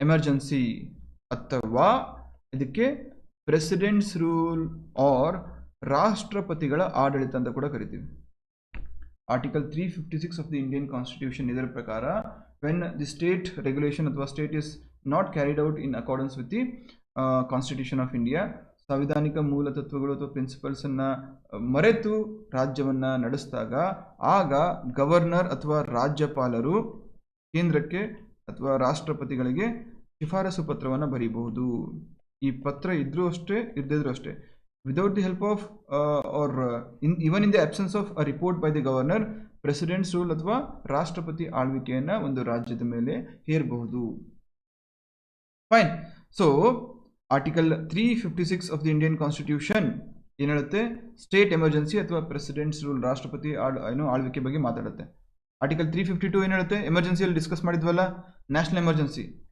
emergency ಯಾವಾಗ ಮಾಡ್ಬೋದು due to war external aggression or armed rebellion ಯಾವುದು ಆರ್ಟಿಕಲ್ 352 ಬಗ್ಗೆ ಮಾತಾಡ್ತಾ ಇದ್ವಿ ಎಮರ್ಜೆನ್ಸಿ ಕ್ಲಾಸ್ ಆಗಿದೆಯಲ್ಲ ಎಮರ್ಜೆನ್ಸಿಯಲ್ಲಿ ಆರ್ಟಿಕಲ್ 352 ಬರುತ್ತೆ 356 ಬರುತ್ತೆ ಆ್ಯಂಡ್ 360 ಬರುತ್ತೆ 360 ಫೈನಾನ್ಷಿಯಲ್ ಎಮರ್ಜೆನ್ಸಿ ಇಲ್ಲಿವರೆಗೂ ಒಂದು ಬಾರಿ ಕೂಡ ಅದನ್ನು ಇಂಪ್ಲಿಮೆಂಟ್ ಮಾಡಿಲ್ಲ ಅಥವಾ ಎನ್ಫೋರ್ಸ್ ಮಾಡಿಲ್ಲ ಆರ್ಟಿಕಲ್ 352 ನ್ಯಾಷನಲ್ ಎಮರ್ಜೆನ್ಸಿ ಇಂಪ್ಲಿಮೆಂಟ್ ಮಾಡಿದ್ದೀವಿ ಅದರಲ್ಲಿ ನ್ಯಾಷನಲ್ ಎಮರ್ಜೆನ್ಸಿ ಯಾವಾಗ ಇಂಪೋಸ್ ಮಾಡ್ಬೋದು ಅಂತ ಕೂಡ ಹೇಳಲಾಗಿದೆ ಡ್ಯೂ ಟು ಎಕ್ಸ್ಟರ್ನಲ್ ವಾರ್ ಮತ್ತು armed rebellion and yes external war ಮತ್ತು ಆರ್ಮ್ಡ್ ರೆಬಿಲಿಯನ್ ಈಗ ನಮ್ಮ ಸಿ ಟಿ ಐ ಹುಡುಗರು ಹೇಳಿ ಆರ್ಮ್ಡ್ ರೆಬಿಲಿಯನ್ ಅನ್ನೋ ವರ್ಡನ್ನು ಈ ವರ್ಡನ್ನು ಆರ್ಟಿಕಲ್ 352ಗೆ ಯಾವ ಸಾಂವಿಧಾನಿಕ ತಿದ್ದುಪಡಿ ಕಾಯ್ದೆ ಮುಖಾಂತರ ಸೇರಿಸಲಾಯಿತು ಇದ್ರ ಬಗ್ಗೆ ನಾನು ಡೀಟೇಲಾಗಿ ಕ್ಲಾಸ್ ಮಾಡಿದ್ದೆ ಮೇ ಬಿ 1.5 hours ಕ್ಲಾಸ್ ಇದ್ರ ಮೇಲೆ ಆಗಿತ್ತು ಅನ್ಸುತ್ತೆ ಫೈನ್ ಯಾರಿಗಾರು ಜ್ಞಾಪಕ ಇದೆಯಾ war external aggression and armed rebellion fine ಇಲ್ಲಿ ಬನ್ನಿ so right answer is S R Bommai versus union of India case ಯಾಕೆ ಕೇಳಿದ್ರು ಯಾಕಂದ್ರೆ supreme court judgment delivered 4 decades ago counters president's rule in Jammu Kashmir ಸುದ್ದಿಯಲ್ಲಿತ್ತು ಯಾವಾಗ ಆಗಸ್ಟ್ 21 2023ಕ್ಕೆ ಸುದ್ದಿಯಲ್ಲಿತ್ತು once again supreme court judgment ಯಾವುದು ಹೈಕೋರ್ಟ್ ಜಜ್ಮೆಂಟ್ ಅಲ್ಲ ಇದರ ಅರ್ಥ ಏನಪ್ಪ ಅಂದರೆ ನೆಕ್ಸ್ಟ್ ಸಿ ಟಿ ಐಗೆ KPSCಗೆ ಅಥವಾ KSಗೆ ಪ್ರಿಪೇರ್ ಆಗೋರು ಏನು ಮಾಡಬೇಕು ಲಿಸ್ಟ್ ಆಫ್ ಸುಪ್ರೀಂ ಕೋರ್ಟ್ ಜಜ್ಮೆಂಟ್ಸನ್ನು ತೊಗೊಂಡಿಟ್ಕೋಬೇಕು ಯಾವುದು ರೀಸೆಂಟ್ ತುಂಬ ಹಳೇದು ಬೇಡ ಲಾಸ್ಟ್ 1 year ಇರುವಂತಹ ರೀಸೆಂಟ್ ಜಜ್ಮೆಂಟ್ಸನ್ನು ಒಂದು ಪಟ್ಟಿ ಮಾಡಿಕೊಂಡು ಆ ಪಟ್ಟಿನ ನಿಮ್ಮ ಜೊತೆ ಇಟ್ಕೊಳ್ಳಿ ಅದ್ರ ರಿಲೇಟೆಡ್ ಎಲ್ಲ ಬೇಸಿಕ್ಸನ್ನು ಓದಿರಿ ಫಾರ್ ಎಕ್ಸಾಂಪಲ್ ಈಗ ವಿಶಾಖ ಗೈಡ್ಲೈನ್ಸ್ ಏನಿದು ಇದು 1998 99 ಬಂದಿರೋಂಥ ಗೈಡ್ಲೈನ್ಸ್ ಅಲ್ಲ ಗೈಡ್ಲೈನ್ಸ್ ಈ ವಿಶಾಖ ಜಜ್ಮೆಂಟ್ ಆಧಾರದ ಮೇಲೆ sexual harassment at work place ಇದ್ರ ಮೇಲೆ ನಿರ್ಬಂಧ ಹೇರಲಾಯಿತು ಫೈನ್ ಅರ್ಥ ಆಗ್ತದಲ್ಲ prevention of sexual harassment at work place ಅದೇ ರೀತಿ lily Thomas case can anyone tell me recently lily Thomas case ಯಾಕೆ ಸುದ್ದಿಯಲ್ಲಿತ್ತು ಯಾಕಂದರೆ ರಾಹುಲ್ ಗಾಂಧಿ ಅವರ MP ಕ್ಯಾಂಡಿಡೇಚರನ್ನು ಸಸ್ಪೆಂಡ್ ಮಾಡಲಾಗಿತ್ತು ಬಿಕಾಸ್ ಹಿ ವಾಸ್ ಕಾನ್ವಿಕ್ಟೆಡ್ ಯಾವುದೊಂದು ಕ್ರಿಮಿನಲ್ ಕೇಸಲ್ಲಿ ಅವ್ರನ್ನ ಕಾನ್ವಿಕ್ಟ್ ಮಾಡಲಾಗಿತ್ತು ಅದರ ಜೊತೆಗೆ 2 years ಇಂಪ್ರಿಸನ್ಮೆಂಟ್ಗೆ ಒಳಪಡಿಸಲಾಗಿತ್ತು ಅಥವಾ 2 ವರ್ಷ ಜೈಲು ಶಿಕ್ಷೆನ ಘೋಷಣೆ ಮಾಡಲಾಗಿತ್ತು ಅದರ ಆಧಾರದ ಮೇಲೆ ಸುಮಾರು ಆರ್ಟಿಕಲ್ಸ್ ಬಂದಿತ್ತು ಸೊ ಅಲ್ಲಿ ಈ ಲಿಲಿ ಥಾಮಸ್ ಕೇಸನ್ನು ಕೂಡ ಕೋಟ್ ಮಾಡಲಾಗಿತ್ತು ಲಿಲಿ ಥಾಮಸ್ ಕೇಸ್ ಏನಕ್ಕಿದೆ representation of people's act representation of people's act 1951 ಆ್ಯಕ್ಟ್ಗೆ ಒಂದು ತಿದ್ದುಪಡಿಯನ್ನು ತರಲಾಗಿತ್ತು ಈ ತಿದ್ದುಪಡಿಯ ಪ್ರಕಾರ 2 ವರ್ಷಕ್ಕಿಂತ ಹೆಚ್ಚು ಅಥವಾ 2 ವರ್ಷ ಅಥವಾ 2 ವರ್ಷಕ್ಕಿಂತ ಹೆಚ್ಚು ಯಾರಾದರೂ MP ಅಥವಾ MLA ಅಥವಾ ಪಬ್ಲಿಕ್ ರಿಪ್ರೆಸೆಂಟೇಟಿವ್ ಅಥವಾ ಸಿಟ್ಟಿಂಗ್ MP MLAಗೆ ಒಂದು ಜಜ್ಮೆಂಟ್ ಬಂದರೆ ಅಥವಾ ಅವರಿಗೆ ಶಿಕ್ಷೆಗೆ ಗುರಿಪಡಿಸಿದ್ರೆ ಅಂಥವರನ್ನು ಅವರ ಕ್ಯಾಂಡಿಡೇಚರಿಂದ ಸಸ್ಪೆಂಡ್ ಮಾಡಲಾಗುತ್ತೆ ಅಂತ ಇತ್ತು ಇದಕ್ಕೆ ತಿದ್ದುಪಡಿ ತರಲಿಕ್ಕಾಗಿ ಭಾರತ ಅಥವಾ ಪಾರ್ಲಿಮೆಂಟ್ ಏನು ಮಾಡ್ತು ಒಂದು ಆರ್ಡಿನೆನ್ಸನ್ನು ಹೊರಡಿಸ್ಲಿಕ್ಕೆ ರೆಡಿ ಮಾಡ್ಕೊಳ್ತಾ ಇತ್ತು ಸೊ ಇದರ ವಿರುದ್ಧ ಯಾರು ಮಾಡಿದ್ರು ಲಿಲಿ ಥಾಮಸ್ ಅವರು ಏನು ಮಾಡಿದ್ರು ಸುಪ್ರೀಂ ಕೋರ್ಟ್ಗೆ ಅಪ್ರೋಚ್ ಮಾಡಿದ್ರು ಸುಪ್ರೀಂ ಕೋರ್ಟ್ ಡೀಟೇಲ್ ಆಗಿ ಎಲ್ಲ ಎನ್ಕ್ವೈರಿ ಮಾಡಿ 2013 I guess 2013 in favour of this rule. ಯಾವುದು 2 ವರ್ಷ ಅಥವಾ ಅದಕ್ಕಿಂತ ಹೆಚ್ಚು ಯಾರಾದರೂ ಕಾನ್ವಿಕ್ಟ್ ಆದರೆ ಅವರನ್ನು ಸಸ್ಪೆಂಡ್ ಮಾಡ್ಬೋದು ಅಂತ ಒಂದು ವರ್ಡಿಕ್ಟನ್ನು ಕೊಟ್ಟಿತ್ತು. Fine, S. ನೆಕ್ಸ್ಟು ಈ ರೀತಿ ನೀವು ಕನೆಕ್ಟ್ ಮಾಡ್ಕೊಂಡು ಹೋಗ್ಬಿಡ್ಬೇಕು. ನೆಕ್ಸ್ಟ್, ಎಸ್, ಇಲ್ಲೇ ಇದೆ ನೋಡಿ. ಓ, ಇದನ್ನು ಕವರ್ ಮಾಡಿದ್ವಲ್ಲ. Okay, so SR Bommai case, ಅದಾದಮೇಲೆ ಲಿಲಿ ಥಾಮಸ್ ಕೇಸು. ಎಸ್, ಯಾವಾಗಿದು ಡೇಟ್ ಮೆನ್ಷನ್ ಮಾಡಿಲ್ಲ, 2023 ಆಗಿತ್ತು. ಫೈನ್. ಸೊ ನೀವು ಏನು ಹೆಡ್ಡಿಂಗ್ ಟೈಟಲ್, ಆ ನ್ಯೂಸ್ ಟೈಟಲ್ ಓದಿದ್ರು that would be more then sufficient. How the Lily Thomas case verdict sealed fate of convicted MPs and MLAs. Lily Thomas case ಹೆಡ್ಡಿಂಗಲ್ಲೇ ಕೊಟ್ಟಿದ್ದಾರೆ. ಅರ್ಥ ಆಗ್ತದಲ್ಲ? Is it not sufficient? Is it not sufficient? It is definitely sufficient ಅಲ್ವಾ? So ಅದನ್ನು ಅರ್ಥ ಮಾಡ್ಕೊಳ್ಳಿ. Group C ಅಂತ ಹೇಳ್ಬಿಟ್ಟು ನಮಗೆ ಕರೆಂಟ್ ಅಫೇರ್ಸು ಅಥವಾ ನ್ಯೂಸ್ ಪೇಪರ್ ರೀಡಿಂಗ್ ತುಂಬ ರಿಲೆವೆಂಟ್ ಅಲ್ಲ ಅಂತ ಹೇಳ್ಬಿಟ್ಟು ಸುಮಾರು ಜನ ಏನು ಮಾಡ್ತೀರಾ, ನ್ಯೂಸ್ ಪೇಪರನ್ನು ಓದೋಕ್ಕೆ ಹೋಗಲ್ಲ. ದಯವಿಟ್ಟು ಈ ತಪ್ಪನ್ನು ಮಾಡೋಕ್ಕೆ ಹೋಗಬೇಡಿ. ಅಟ್ಲೀಸ್ಟ್ ಒಂದು ಜಸ್ಟ್ ಗ್ಲಾನ್ಸ್ ಆದರೂ ಮಾಡಲೇಬೇಕು. ಎಕನಾಮಿಕ್ಸ್ ಕ್ವಶನ್ ನೋಡಿ, ಯಾವಾಗಲೇ ತೇಜಸ್ ಯಾರು ಕೇಳ್ತಾ ಇದ್ರು, ಸರ್ ಕರೆಂಟ್ ಅಫೇರ್ಸ್ ರಿಲೆವೆಂಟ್ ಇಲ್ಲ ಅಂತ ಹೇಳ್ಬಿಟ್ಟು. ಕರೆಂಟ್ ಅಫೇರ್ಸ್ ಬೇಸಿಸ್ ಮೇಲೆ ಪಾಲಿಟಿ ಆಯಿತು, ಎಕನಾಮಿಕ್ಸ್ ಆಯಿತು, ಸ್ಕೀಮ್ಸ್ ರಿಲೇಟೆಡ್ ಕ್ವಶನ್ಸ್ ಆಯಿತು ಫ್ರೇಮ್ ಮಾಡಲಾಗಿತ್ತು. ಎಕನಾಮಿಕ್ಸ್ ಮೇಲೆ ಎಷ್ಟು ಸುಮಾರು 15ರಿಂದ 20 ಕ್ವಶನ್ಸ್ ಬಂದಿತ್ತು ಈ ಪೇಪರಲ್ಲಿ ಅಲ್ವಾ? ಎಲ್ಲ ಕಾನ್ಸೆಪ್ಟ್ಸ್ ಕೂಡ ಲೆಕ್ಕಪ್ರಸರು ಕ್ಲಾಸಲ್ಲಿ ಕವರ್ ಮಾಡಿದ್ದಾರೆ, ಹೌದಲ್ವಾ? ಬಿಹೇವಿಯರಲ್ ಎಕನಾಮಿಸ್ಟ್ಸ್, ವರ್ತನೆಯ ಅರ್ಥಶಾಸ್ತ್ರಜ್ಞರು ಪ್ರಾಮುಖ್ಯತೆ ನೀಡುವುದು ಯಾವುದಕ್ಕೆ? ಮುಕ್ತ ವ್ಯವಸ್ಥೆ, ಪ್ರತಿಪಾದಕಗಳು, ಸೌಮ್ಯ ನೀತಿಗಳು, ರಕ್ಷಣೆ. ಯಾವುದು? ಆಬ್ವಿಯಸ್ಲಿ ಮುಕ್ತ ವ್ಯವಸ್ಥೆ ಅಂದರೆ ಇಲ್ಲಿ there shall be no interference from the government. Behavioural economists ಅವರು ಎಂಫೋಸಿಸ್ ಮಾಡೋದು ನಡ್ಜ್ ಪಾಲಿಸೀಸ್ ಮೇಲೆ. ನಡ್ಜ್ ಪಾಲಿಸೀಸ್ ಅಂದರೆ ಡೈರೆಕ್ಟಾಗಿ ಇನ್ಸೆಂಟಿವ್ಸ್ ಕೊಡಲ್ಲ ಅಥವಾ ಹೆದರ್ಸಲ್ಲ, ಮ್ಯಾನಿಪುಲೇಟ್ ಮಾಡ್ತಾರೆ ಅಥವಾ ಜನರನ್ನು ಮನವೊಲಿಸಕ್ಕೆ ಪ್ರಯತ್ನ ಪಡ್ತಾರೆ. ಈಗ ಬೆಸ್ಟ್ ಎಕ್ಸಾಂಪಲ್ ಅಂದರೆ ಯಾವುದು? ಸ್ವಚ್ಛ ಭಾರತ್ ಮಿಷನ್. ಸ್ವಚ್ಛ ಭಾರತ್ ಮಿಷನ್ಗೆ ಮೋದಿಯವರು ಏನು ಮಾಡ್ತಾರೆ ಹೇಳಿ? ಅವ್ರಿಗೆ ಅವಶ್ಯಕತೆ ಇದೆಯಾ? ಪ್ರಧಾನಮಂತ್ರಿಯವರು ಅವರು ಪಾರ್ಲಿಮೆಂಟ್ ಮುಂದೆ ಇನ್ನು ಪರಕೆ ಹಿಡ್ಕೊಂಡು ನಿಂತ್ಕೊಳ್ಳುವಂಥ ಅವಶ್ಯಕತೆ ಇದೆಯಾ? ಅಥವಾ ಯಾವುದೋ ವಿದೇಶಕ್ಕೆ ಹೋದಾಗ ಅಲ್ಲಿ ಬೀಚನ್ನು ಕ್ಲೀನ್ ಮಾಡುವಂತಹ ಅವಶ್ಯಕತೆ ಇದೆಯಾ? No. It is all about nudging the people and making them do.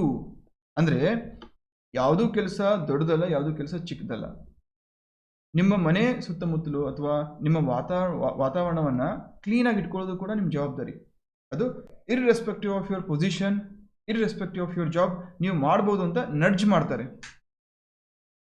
Correct. So ಅದನ್ನು ಯಾಕೆ ಫ್ರೇಮ್ ಮಾಡಿದ್ರು? ಒನ್ಸ್ ಅಗೇನ್ ಅಕ್ಟೋಬರ್ 5ಕ್ಕೆ ನಿರ್ಮಲಾ ಸೀತಾರಾಮನ್ ಅವರು ಒಂದು ಸ್ಟೇಟ್ಮೆಂಟ್ ಕೊಟ್ಟಿದ್ರು. Nudge theory used by Modi government to push economy. So nudge theory used by Modi government to push economy. ಡೈರೆಕ್ಟಾಗಿ ಇಲ್ಲಿಂದನೇ ತಗೊಳ್ಳಾಗಿದೆ. Fine. Next question number 13. India was one of the first developing countries to introduce minimum wages. ಇಲ್ಲಿ ನೋಡಿ ಎಷ್ಟು generalise ಮಾಡಿದ್ದಾರೆ ಈ ಸ್ಟೇಟ್ಮೆಂಟನ್ನು. India was one of the first developing. ಮೊದಲ 10 ದೇಶಗಳಲ್ಲಾಗಿರ್ಬೋದು ಅಥವಾ ಮೊದಲ 20 ದೇಶಗಳಲ್ಲಾಗಿರ್ಬೋದು ಅಥವಾ ಮೊದಲ 5 ದೇಶಗಳಲ್ಲಾಗಿರ್ಬೋದು. ಇದೇ ಸ್ಟೇಟ್ಮೆಂಟನ್ನು India was the first country, ಭಾರತವು ಕನಿಷ್ಠ ವೇತನವನ್ನು ಪರಿಚಯಿಸಿದ ಅಭಿವೃದ್ಧಿ ಹೊಂದುತ್ತಿರುವ ರಾಷ್ಟ್ರಗಳಲ್ಲಿ ಮೊದಲನೆಯದಾಗಿದೆ. ಎಷ್ಟು ಡಿಫ್ರೆನ್ಸ್ ಇದೆ ನೋಡಿ. ಕನ್ನಡದಲ್ಲಿ ಮೀನಿಂಗ್ ಬೇರೆ ಇದೆ, ಇಂಗ್ಲೀಷಲ್ಲೇ ಬೇರೆ ಮೀನಿಂಗ್ ಇದೆ. ಇಂಗ್ಲೀಷ್ ಪ್ರಕಾರ ಈ ಕ್ವಶನನ್ನು ಓದಿದ್ರೆ ಸ್ಟೇಟ್ಮೆಂಟ್ ಎ ಕೂಡ ಕರೆಕ್ಟ್ ಆಗುತ್ತೆ. ವೆರಾಸ್ ಕನ್ನಡದ ಪ್ರಕಾರ ಈ ಸ್ಟೇಟ್ಮೆಂಟ್ ಓದಿದ್ರೆ ಈ ಸ್ಟೇಟ್ಮೆಂಟ್ ಕೂಡ ತಪ್ಪಾಗುತ್ತೆ. ಬಟ್ ಫೈನ್, ಈ ಸ್ಟಾರ್ಟಿಂಗ್ ಫಸ್ಟ್ ಪೇಜಲ್ಲೇ ಮೆನ್ಷನ್ ಮಾಡಿದಾರಲ್ಲ, in case of any discrepancy English ಕ್ವಶನ್ಸನ್ನು ರೆಫರ್ ಮಾಡಲಾಗುತ್ತೆ ಅಂತ ಹೇಳ್ಬಿಟ್ಟು. Fine.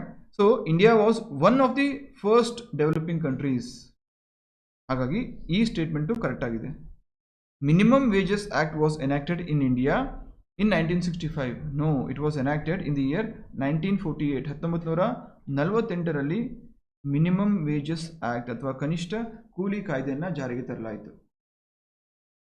Which means minimum wages act ಈ ಇಯರ್ ಏನಿದೆಯಲ್ಲ ಇದನ್ನು ತಪ್ಪಾಗಿ ಕೊಡಲಾಗಿದೆ.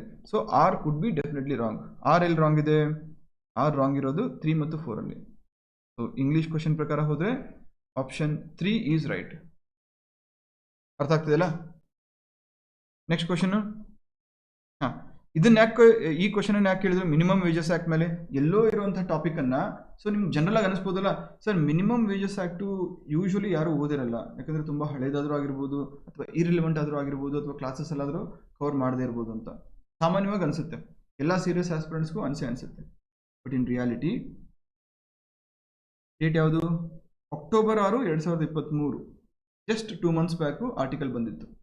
ಅದು ಕರ್ನಾಟಕ ಸರ್ಕಾರದ್ದು. Karnataka government ordered to recalculate minimum wages based on supreme court guidelines. So ಈ ಆರ್ಟಿಕಲ್ ಬಂದಾಗ ಮಿನಿಮಮ್ ವೇಜಸ್ ಅಂದರೆ ಏನು, ಯಾವ ಫೀಲ್ಡ್ಗೆ ಎಷ್ಟೆಷ್ಟಿದೆ, ಫೀಲ್ಡ್ ವೈಸ್ ಯಾವ ರೀತಿ ಕೆಟಗರೈಸೇಷನ್ ಇದೆ, ಆ್ಯಂಡ್ ಇದಕ್ಕೆ ಯಾವ ಶಾಸನ ಅಥವಾ ಯಾವ ಕಾಯ್ದೆ ಇದೆ ಅಂತ ಈಸಿಲಿ ಯು ಕುಡ್ ರಿಲೇಟ್ ಅಲ್ವಾ? Yes, Harshita is right. ಎಲ್ಲ ಕರೆಂಟ್ ಅಫೇರ್ಸ್ ರಿಲೇಟ್ ಮಾಡಿ ಕೇಳಿದ್ದಾರೆ ಅಂತ ಹೇಳ್ಬಿಟ್ಟು ಅರ್ಥ ಮಾಡ್ಕೊಳ್ಳಿ. ನೀವು history, geography, economics, Indian constitution ಅಥವಾ ಬೇರೆ ಯಾವುದು ಎನ್ವೈರ್ಮೆಂಟು ಎಲ್ಲ ಕ್ವಶನ್ಸ್ ನೋಡಿದಾಗ ಸಬ್ಜೆಕ್ಟ್ ರಿಲೇಟೆಡ್ ಕ್ವಶನ್ಸ್ ಅಂತ ಅನಿಸುತ್ತೆ. ಬಟ್ ಇನ್ ರಿಯಾಲಿಟಿ ಇವಾಗಲೇ ಮಾಡಿ, ಈ ಕ್ಲಾಸ್ ಮುಗಿತಾ ಇದ್ದಂಗೆ ನೀವೆಲ್ಲರೂ ಏನು ಮಾಡಿ, ಒಂದು ಹೋಮ್ವರ್ಕು ಬರೀ ಕೇಳಿಸ್ಕೊಳ್ಳೋದು, ಈ ಕಿವಿಯಿಂದ ಬಿಡೋದಲ್ಲ. ದಿಸ್ ಈಸ್ ಅ ಪ್ರಾಜೆಕ್ಟ್ ಅಂತ ಅಂದ್ಕೊಳ್ಳಿ. ನಿಮ್ಗೆ ಏನು ಪ್ರಾಜೆಕ್ಟ್ ಕೊಡ್ತೀನಿ, ಈ ಕ್ವಶನ್ ಪೇಪರ್ ಡೌನ್ಲೋಡ್ ಮಾಡ್ಕೊಳ್ಳಿ, ಸೊಲ್ಯೂಷನ್ನು ಕೂಡ ಶೇರ್ ಮಾಡ್ತೀನಿ ನಾನು. ಪ್ರತಿಯೊಂದು ಟಾಪಿಕನ್ನು ಸರ್ಚ್ ಮಾಡಿ ಗೂಗಲಲ್ಲಿ, ನ್ಯೂಸ್ ಸೆಕ್ಷನ್ಗೆ ಹೋಗಿ, ಎಲ್ಲೋ ಒಂದು ಕಡೆ ಕರೆಂಟ್ ಅಫೇರ್ಸ್ ಲಿಂಕ್ ಇದ್ದೇ ಇರುತ್ತೆ. I can guarantee at least 60 to 70 questions ಆದರೂ ಕರೆಂಟ್ ಅಫೇರ್ಸ್ ಲಿಂಕ್ ಇಟ್ಕೊಂಡೇ ಕೇಳಿರ್ತಾರೆ. ಎಸ್, ನೋಬಾನ್ ಹೇಳ್ತಾ ಇದ್ದಾರೆ, this paper setter really reads newspaper daily. Not necessarily.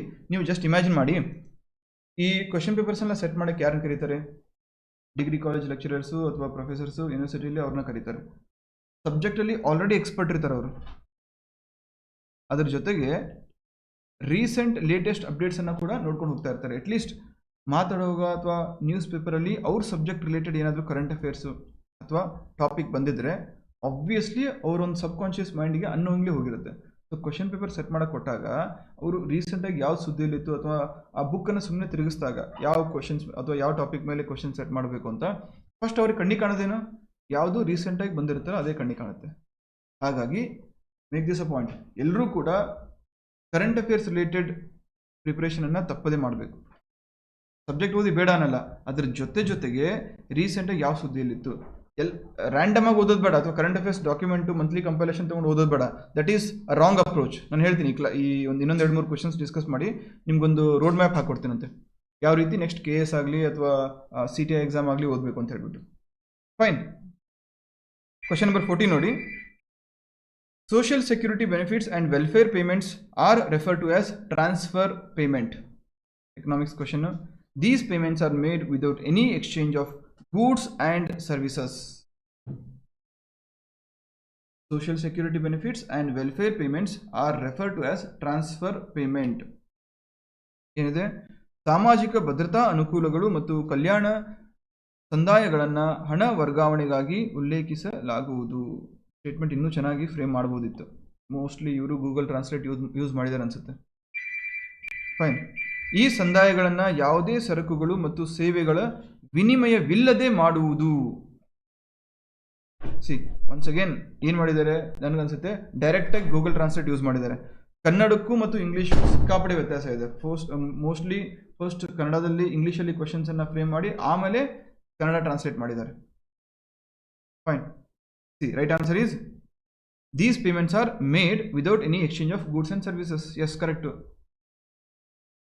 ಈ ರೀಸೆಂಟ್ ಆಗಿ ನೋಡಿ ಸುಮಾರು ಇನ್ಸೆಂಟಿವ್ಸ್ ಕೊಡಲಾಗ್ತಾ ಇದೆ. DBT, direct benefit transfer. ನಿಮ್ಮ ಡಿಸರ್ವಿಂಗ್ ಇದ್ರೆ ಅಥವಾ ನೀವು ಎಲಿಜಿಬಲ್ ಇದ್ರೆ ನಿಮ್ಮ ಖಾತೆಗೆ ಡೈರೆಕ್ಟ್ ಆಗಿ ಹಣವನ್ನು ವರ್ಗಾವಣೆ ಮಾಡಲಾಗುವುದು. ಯಾರ ಕಡೆಯಿಂದ? ಕೇಂದ್ರ ಆಗಿರ್ಬೋದು, ರಾಜ್ಯ ಸರ್ಕಾರ ಆಗಿರ್ಬೋದು. ಸೊ ಇದನ್ನು ನಾವೇನಂತ ಕರಿತೀವಿ? ಟ್ರಾನ್ಸ್ಫರ್ ಪೇಮೆಂಟ್ ಅಂತ ಕರಿತೀವಿ, ಸೋಷಿಯಲ್ ಸೆಕ್ಯೂರಿಟಿ ಬೆನಿಫಿಟ್. ಸೊ ಇಲ್ಲಿ ಏನಾಗುತ್ತೆ, ಏನಾದರೂ ವಸ್ತುವನ್ನು ಖರೀದಿ ಮಾಡ್ತಾ ಇದ್ದೀರಾ ಅಥವಾ ಏನಾದರೂ ಸೇವೆಯನ್ನು ಖರೀದಿ ಮಾಡ್ತಾ ಇದ್ದೀರಾ? ಇಲ್ಲ ತಾನೆ. So there is no exchange of goods or services.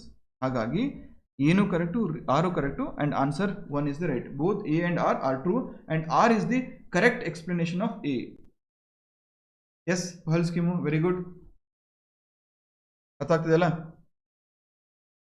ನೋಡಿ, ಇದನ್ನ ಯಾಕೆ ಕೊಟ್ಟಿದ್ರು? ಈ ವೆಲ್ಫೇರ್ ಸ್ಕೀಮ್ಸ್ ಅಥವಾ ಟ್ರಾನ್ಸ್ಫರ್ ಪೇಮೆಂಟ್ ಮೇಲೆ ಕ್ವಶನ್ ಯಾಕೆ ಫ್ರೇಮ್ ಮಾಡಿದ್ರು? ಜುಲೈ 24 2023ಕ್ಕೆ ಒಂದು ಆರ್ಟಿಕಲ್ ಬಂದಿತ್ತು.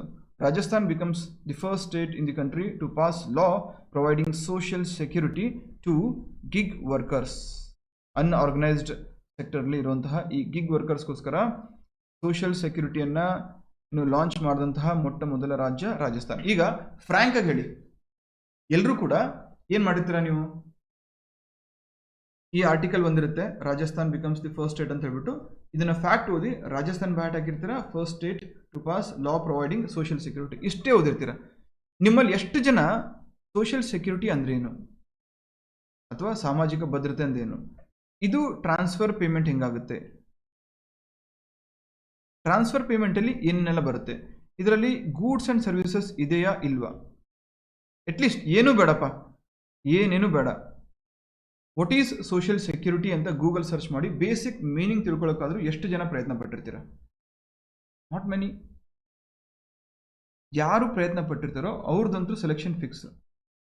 ಅದರ ಜೊತೆಗೆ ಯಾವಾಗ ನ್ಯೂಸ್ ಬಂದಿರುತ್ತೋ ಅವಾಗ ಅಟ್ಲೀಸ್ಟ್ ಪ್ರಯತ್ನ ಪಡದೆ ರಿವಿಷನ್ ಮಾಡೋ ಟೈಮಲ್ಲಿ ಆದ್ರೂ ಈ ರೀತಿ ಫ್ಯಾಕ್ಟ್ಸ್ ಬಂದಾಗ ಮಾರ್ಕ್ ಮಾಡಿ ಇಟ್ಕೊಂಡು ಟೈಮ್ ಸಿಕ್ಕಾಗ ಅಲ್ಪ ಸ್ವಲ್ಪ ನೀವು ಗೂಗಲ್ ಸರ್ಚ್ ಮಾಡಿಕೊಂಡು ಬೇಸಿಕ್ ಮೀನಿಂಗ್ ತಿಳ್ಕೊಂಡು ಹೋಗ್ತಿರಲ್ಲ, ಅಂಥವರು ಕೂಡ ಸೆಲೆಕ್ಷನ್ ಆಗ್ತೀರಿ. ಏನೂ ಬೇಡ, ಕೊಟ್ಟಿದ್ದೇ ಪ್ರಸಾದ ಅನ್ಕೊಂಡು ಅಷ್ಟನ್ನೇ ನೀವು ಸೇವನೆ ಮಾಡಿ ಹೋಗ್ತಿರಲ್ಲ, ನಿಮಗೆ ಕಷ್ಟ ಆಗುತ್ತೆ. Fine, okay. ಸೊ ಯಾವಾಗ ಜುಲೈ 24, 2023 ಕರೆಂಟ್ ಅಫೇರ್ಸ್ ಒಂದು ಟ್ರೆಂಡ್ ನೋಡ್ತಾ ಇದ್ದೀರಾ? ಯಾವಾಗ ಎಕ್ಸಾಮ್ ಯಾವಾಗಿದ್ದು? ಇವತ್ತು ಅಂದರೆ ಡಿಸೆಂಬರ್ 17. ಸೊ ಹಾರ್ಡ್ಲಿ ಒಂದು 5 to 6 months current affairs basis ಮೇಲೆ ಕ್ವಶನ್ಸ್ ಕೇಳಿದೆ ನಾನು. ಸ್ಪೋರ್ಟ್ಸ್ ಮೇಲೆ ಒಂದು ಕರೆಂಟ್ ಅಫೇರ್ಸು ಇಲ್ಲ. ಇಂಪಾರ್ಟೆಂಟ್ ಪರ್ಸನ್ಸ್ ಅಂಡ್ ನ್ಯೂಸನ್ನು ಬೇರೆ ಆ್ಯಂಗಲ್ ಕೇಳಿದ್ದಾನೆ, ಯಾವುದು ಬುಕ್ಸ್ ಮೇಲೆ ಕೇಳಿಲ್ಲ. ರೈಟ್, ಸೈನ್ಸ್ ಆ್ಯಂಡ್ ಟೆಕ್ನಾಲಜಿ ಮೇಲೆ ಇದೆ, ಇಂಡೈರೆಕ್ಟ್ಲಿ ಇದೆ. ಅರ್ಥ ಆಗ್ತದಲ್ಲ? Okay. Next, which article of the Indian constitution directs formation of gram panchayat system as local self government? Question number 15 ಬರಲಿ. ಎಸ್,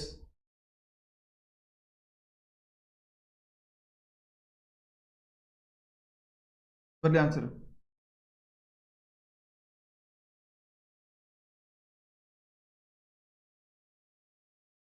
ಈಸಿ ಅಲ್ವಾ?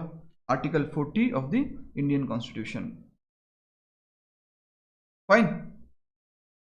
ಸೊ ಏನು ಅರ್ಥ ಆಗ್ತಾ ಇದೆ? ಇಷ್ಟೆಲ್ಲ ಕ್ವಶನ್ಸ್, 15 ಕ್ವಶನ್ಸನ್ನು ಯಾಕೆ ನಾನು ನಿಮ್ಮ ಜೊತೆ ಕೂತ್ಕೊಂಡು ಸಾಲ್ವ್ ಮಾಡಿ ತೋರಿಸ್ತೀನಿ ಅಂದರೆ, ಫಸ್ಟ್ ಕ್ವಶನ್ನು, ಸೆಕೆಂಡ್ ಕ್ವಶನ್ನು, ಮತ್ತು third question and fourth question and even 5th question purely out of ಏನು ಮಾಡ್ಬೋದು, ಕಾಮನ್ ಸೆನ್ಸ್ ಮೇಲೆ ನೀವು ಸಾಲ್ವ್ ಮಾಡ್ಬೋದು. If you are a serious aspirant ಅಂದರೆ ಫಸ್ಟ್ 5 ಕ್ವಶನ್ಸನ್ನು ವಿದಿನ್ 1 to 2 minutesಲ್ಲಿ ಮುಗಿಸ್ಬಿಡ್ಬೋದು. ಎಲ್ಲರೂ ಇನ್ನೂ ಕ್ವಶನ್ ಪೇಪರ್ ಓಪನ್ ಮಾಡ್ತಾ ಇರ್ತಾರೆ, ಅಥವಾ ಎಲ್ಲರೂ ಇನ್ನೂ ಯೋಚನೆ ಮಾಡ್ತಾ ಇರ್ತಾರೆ ಯಾವುದನ್ನು ಅಟೆಂಡ್ ಮಾಡಬೇಕು ಬಿಡಬೇಕು ಅಂತ ಹೇಳ್ಬಿಟ್ಟು. ಅಷ್ಟರಲ್ಲಾಗಲೇ ನೀವು ಕಾಮನ್ ಸೆನ್ಸನ್ನು ಅಪ್ಲೈ ಮಾಡಿದರೆ 5 ಕ್ವಶನ್ಸನ್ನು ಈಸಿಲಿ ಸಾಲ್ವ್ ಮಾಡಿಬಿಡ್ಬೋದಿತ್ತು. ಅದಾದಮೇಲೆ ಈ ಪಾಲಿಟಿಯಿಂದ ಶುರು ಆಗುತ್ತಲ್ಲ, ಇಲ್ಲಿ ಅಟ್ಲೀಸ್ಟ್ ಬೇಸಿಕ್ ನಾಲೆಜ್ ಇರಬೇಕು. ಅಂದರೆ ಇಲ್ಲೂ ನೋಡಿ, ಕೋ ವಾರಂಟು ಬಗ್ಗೆ ಕೇಳಿದ್ದಾರೆ. What is quo warranto? ಈ ಆರ್ಟಿಕಲ್ 32 ಓದಿಲ್ಲ ಅಂದರೆ ನೀವು ಆನ್ಸರ್ ಮಾಡಲಿಕ್ಕೇ ಬರಲ್ಲ. ಫೈನ್. ಇಲ್ಲೂ ಸಹ ಪುಟ್ಟಸ್ವಾಮಿ ಜಡ್ಜ್ಮೆಂಟು 2019 ಲೇಟೆಸ್ಟ್ ಜಡ್ಜ್ಮೆಂಟು, ಅಥವಾ ರೈಟ್ ಟು ಪ್ರೈವಸಿ ಸುಮಾರು ಕಡೆ ಬಂದಿತ್ತು.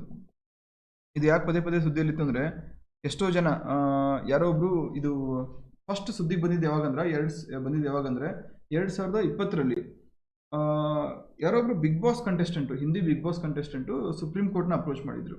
ಏನಂತ, ಸರ್ ನಂದು ವಿಡಿಯೋ ಎಲ್ಲ ವೈರಲ್ ಆಗಿ ಆನ್ಲೈನ್ ಎಲ್ಲ ಹರಿದಾಡ್ತಾ ಇದೆ.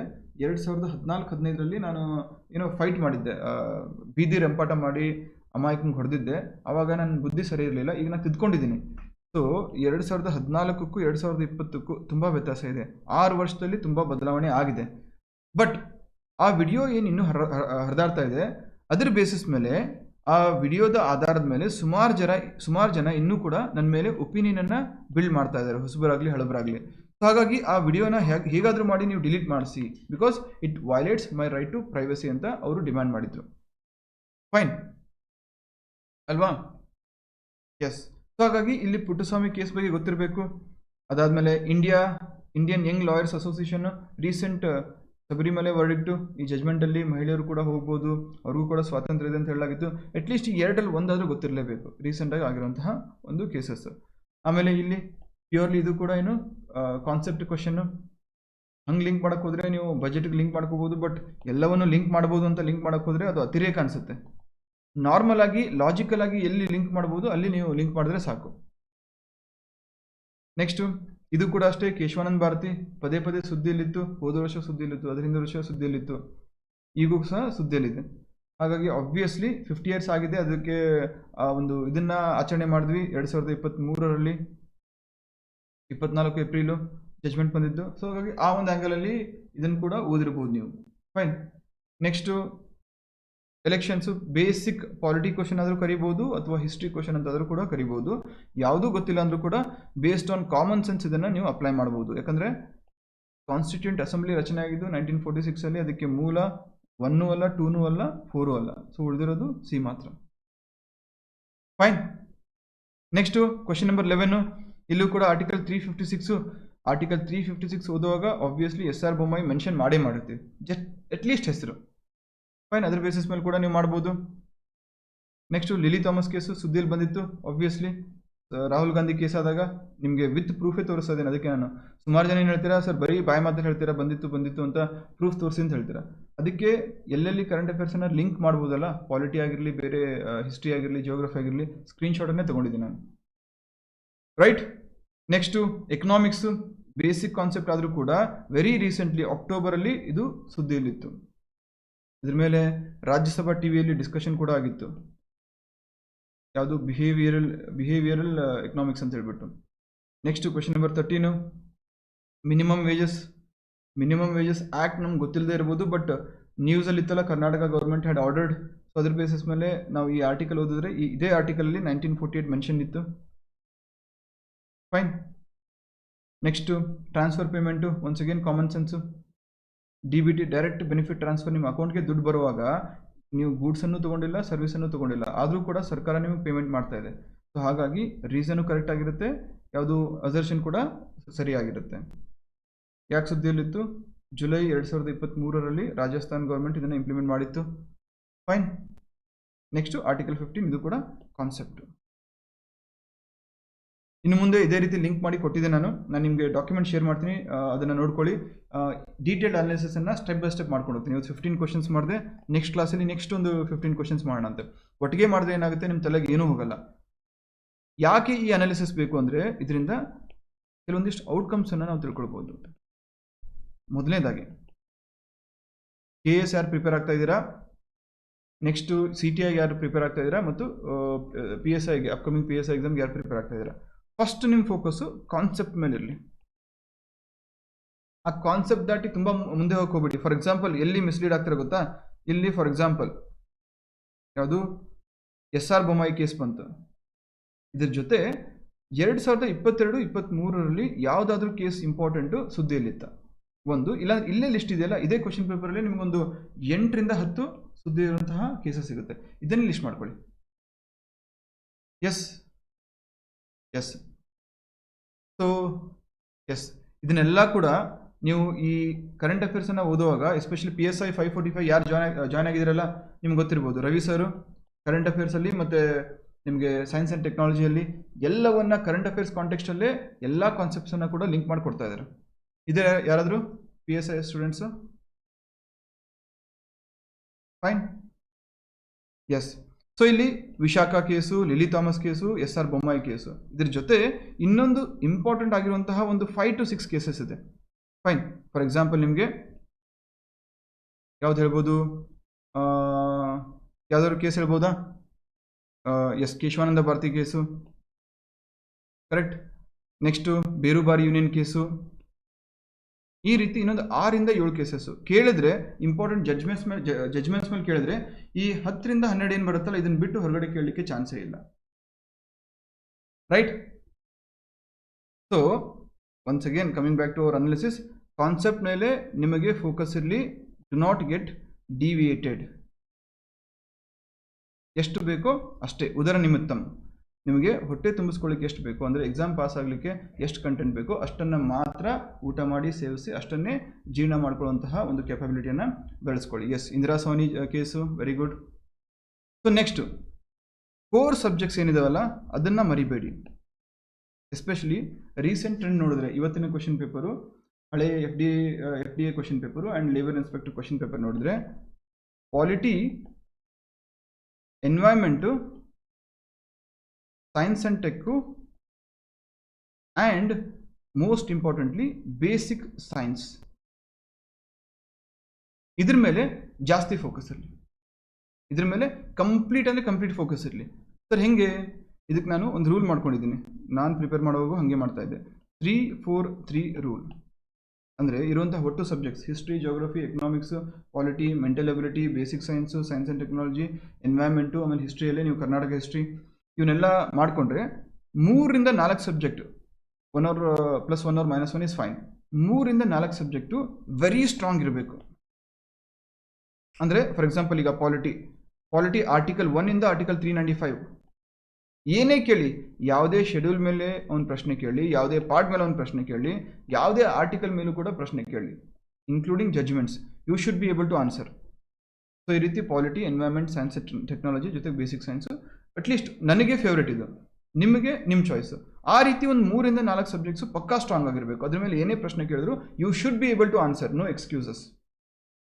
ಅಂದರೆ ಎಂಥ ಸಬ್ಜೆಕ್ಟ್ಸನ್ನು ಚೂಸ್ ಮಾಡಬೇಕು ಅಂದರೆ ಕ್ಯೂಮುಲೇಟಿವ್ಲಿ ಆ ಎಲ್ಲ ಸಬ್ಜೆಕ್ಟ್ಸ್ ಸೇರಿ ಔಟ್ ಆಫ್ 100 ಮಿನಿಮಮ್ ಒಂದು 40-45 ಕ್ವಶನ್ಸ್ ಬಂದಿರಬೇಕು. ಆ ರೀತಿ 3 ಸಬ್ಜೆಕ್ಟ್ಸನ್ನು ಫಸ್ಟ್ ಚಾಯ್ಸ್ ಮಾಡ್ಕೊಳ್ಳಿ. ಅದಾದಮೇಲೆ ನೆಕ್ಸ್ಟ್ 4 ಸಬ್ಜೆಕ್ಟ್ಸ್, ಫಾರ್ ಎಕ್ಸಾಂಪಲ್ ಈಗ ಕೆಲವೊಬ್ಬರಿಗೆ ಕರ್ನಾಟಕ ಜಿಯೋಗ್ರಫಿ ಕಷ್ಟ ಆಗುತ್ತೆ, ಕೆಲವೊಬ್ಬರಿಗೆ ಕರ್ನಾಟಕ ಹಿಸ್ಟ್ರಿ ಕಷ್ಟ ಅನಿಸುತ್ತೆ. ಆಬ್ವಿಯಸ್ಲಿ ಇಂಪಾರ್ಟೆಂಟು, ಬಟ್ ಕಷ್ಟ ಕೂಡ ಅನಿಸುತ್ತೆ. ಸೊ ಏನು ಮಾಡಿ, ಫಸ್ಟ್ ಪ್ರಯಾರಿಟಿಯಲ್ಲಿ ಈ 3 ಸಬ್ಜೆಕ್ಟ್ಸನ್ನು ಏನು ಮುಗಿಸಿರ್ತೀರಲ್ಲ, ನೆಕ್ಸ್ಟ್ 4 ಸಬ್ಜೆಕ್ಟ್ಸ್ ಏನು ಬರುತ್ತೆ ಈ ರೀತಿ, ಕರ್ನಾಟಕ ಹಿಸ್ಟ್ರಿ ಆಗಿರ್ಬೋದು, ಕರ್ನಾಟಕ ಜಿಯೋಗ್ರಫಿ ಆಗಿರ್ಬೋದು, ಯಾರಿಗೆ ಮೆಂಟಲ್ ಎಬಿಲಿಟಿ ಆಗಿರ್ಬೋದು, ಯಾರಿಗೆ ಕಷ್ಟ ಅನಿಸುತ್ತಲ್ಲ ಅವನ್ನ ಬೇಸಿಕ್ಸನ್ನು ಓದ್ಕೊಳ್ಳಿ, ಬೇಸಿಕ್ಸ್ ಕಾನ್ಸೆಪ್ಟ್ಸನ್ನು ನೋಡ್ಕೊಳ್ಳಿ. ಬೇಸಿಕ್ ಕಾನ್ಸೆಪ್ಟ್ಸ್ ನೋಡಿಕೊಂಡು ಅದ್ರ ಜೊತೆಗೆ PYQಸನ್ನು ಕಂಪಲ್ಸರಿಲಿ ಸಾಲ್ವ್ ಮಾಡಿ. PYQs ಅಂದರೆ ಬರೀ ಕ್ವಶನ್ ನೋಡಿ ಆನ್ಸರ್ ನೋಡೋದಲ್ಲ. ಇಲ್ಲಿ ಹೇಳಿದ್ನಲ್ಲ, ಲೋಕಲ್ ಗ್ರಾಮ ಪಂಚಾಯತ್ ಅಥವಾ ಲೋಕಲ್ ಸೆಲ್ಫ್ ಗೌರ್ಮೆಂಟ್ ಬಗ್ಗೆ ಇದೆ. ಆರ್ಟಿಕಲ್ 39 ಅಂದ್ರೇನು, 40 ಅಂದ್ರೇನು, 41 ಅಂದ್ರೇನು, 42 40 ಆನ್ಸರ್ ಸಿಕ್ತು. 39 ಅಂದ್ರೇನು, 41 ಅಂದ್ರೇನು, 42 ಅಂದ್ರೇನು. ಈ ರೀತಿ ರಿವರ್ಸ್ ಇಂಜಿನಿಯರಿಂಗ್ ಅಪ್ಲಿಕೇಶನ್ ಇಟ್ಕೊಳ್ಳಿ ಯಾವುದು ಮಿಕ್ಕಂತಹ 4 ಸಬ್ಜೆಕ್ಟ್ಸ್ಗೆ. ಇಲ್ಲಿ ಫಾರ್ ಎಕ್ಸಾಂಪಲ್ ಬೆಸ್ಟ್ ಎಕ್ಸಾಂಪಲ್ ಅಂದರೆ ಇದೆ ಯಾವುದು, ಎಸ್ ಸೌಮ್ಯ ನೀತಿಗಳು ಅಂತ ಗೊತ್ತಾಯಿತು, ಆಪ್ಷನ್ 3 ಯಾವುದು nudge policies. Then what you mean by ಮುಕ್ತ ವ್ಯವಸ್ಥೆ?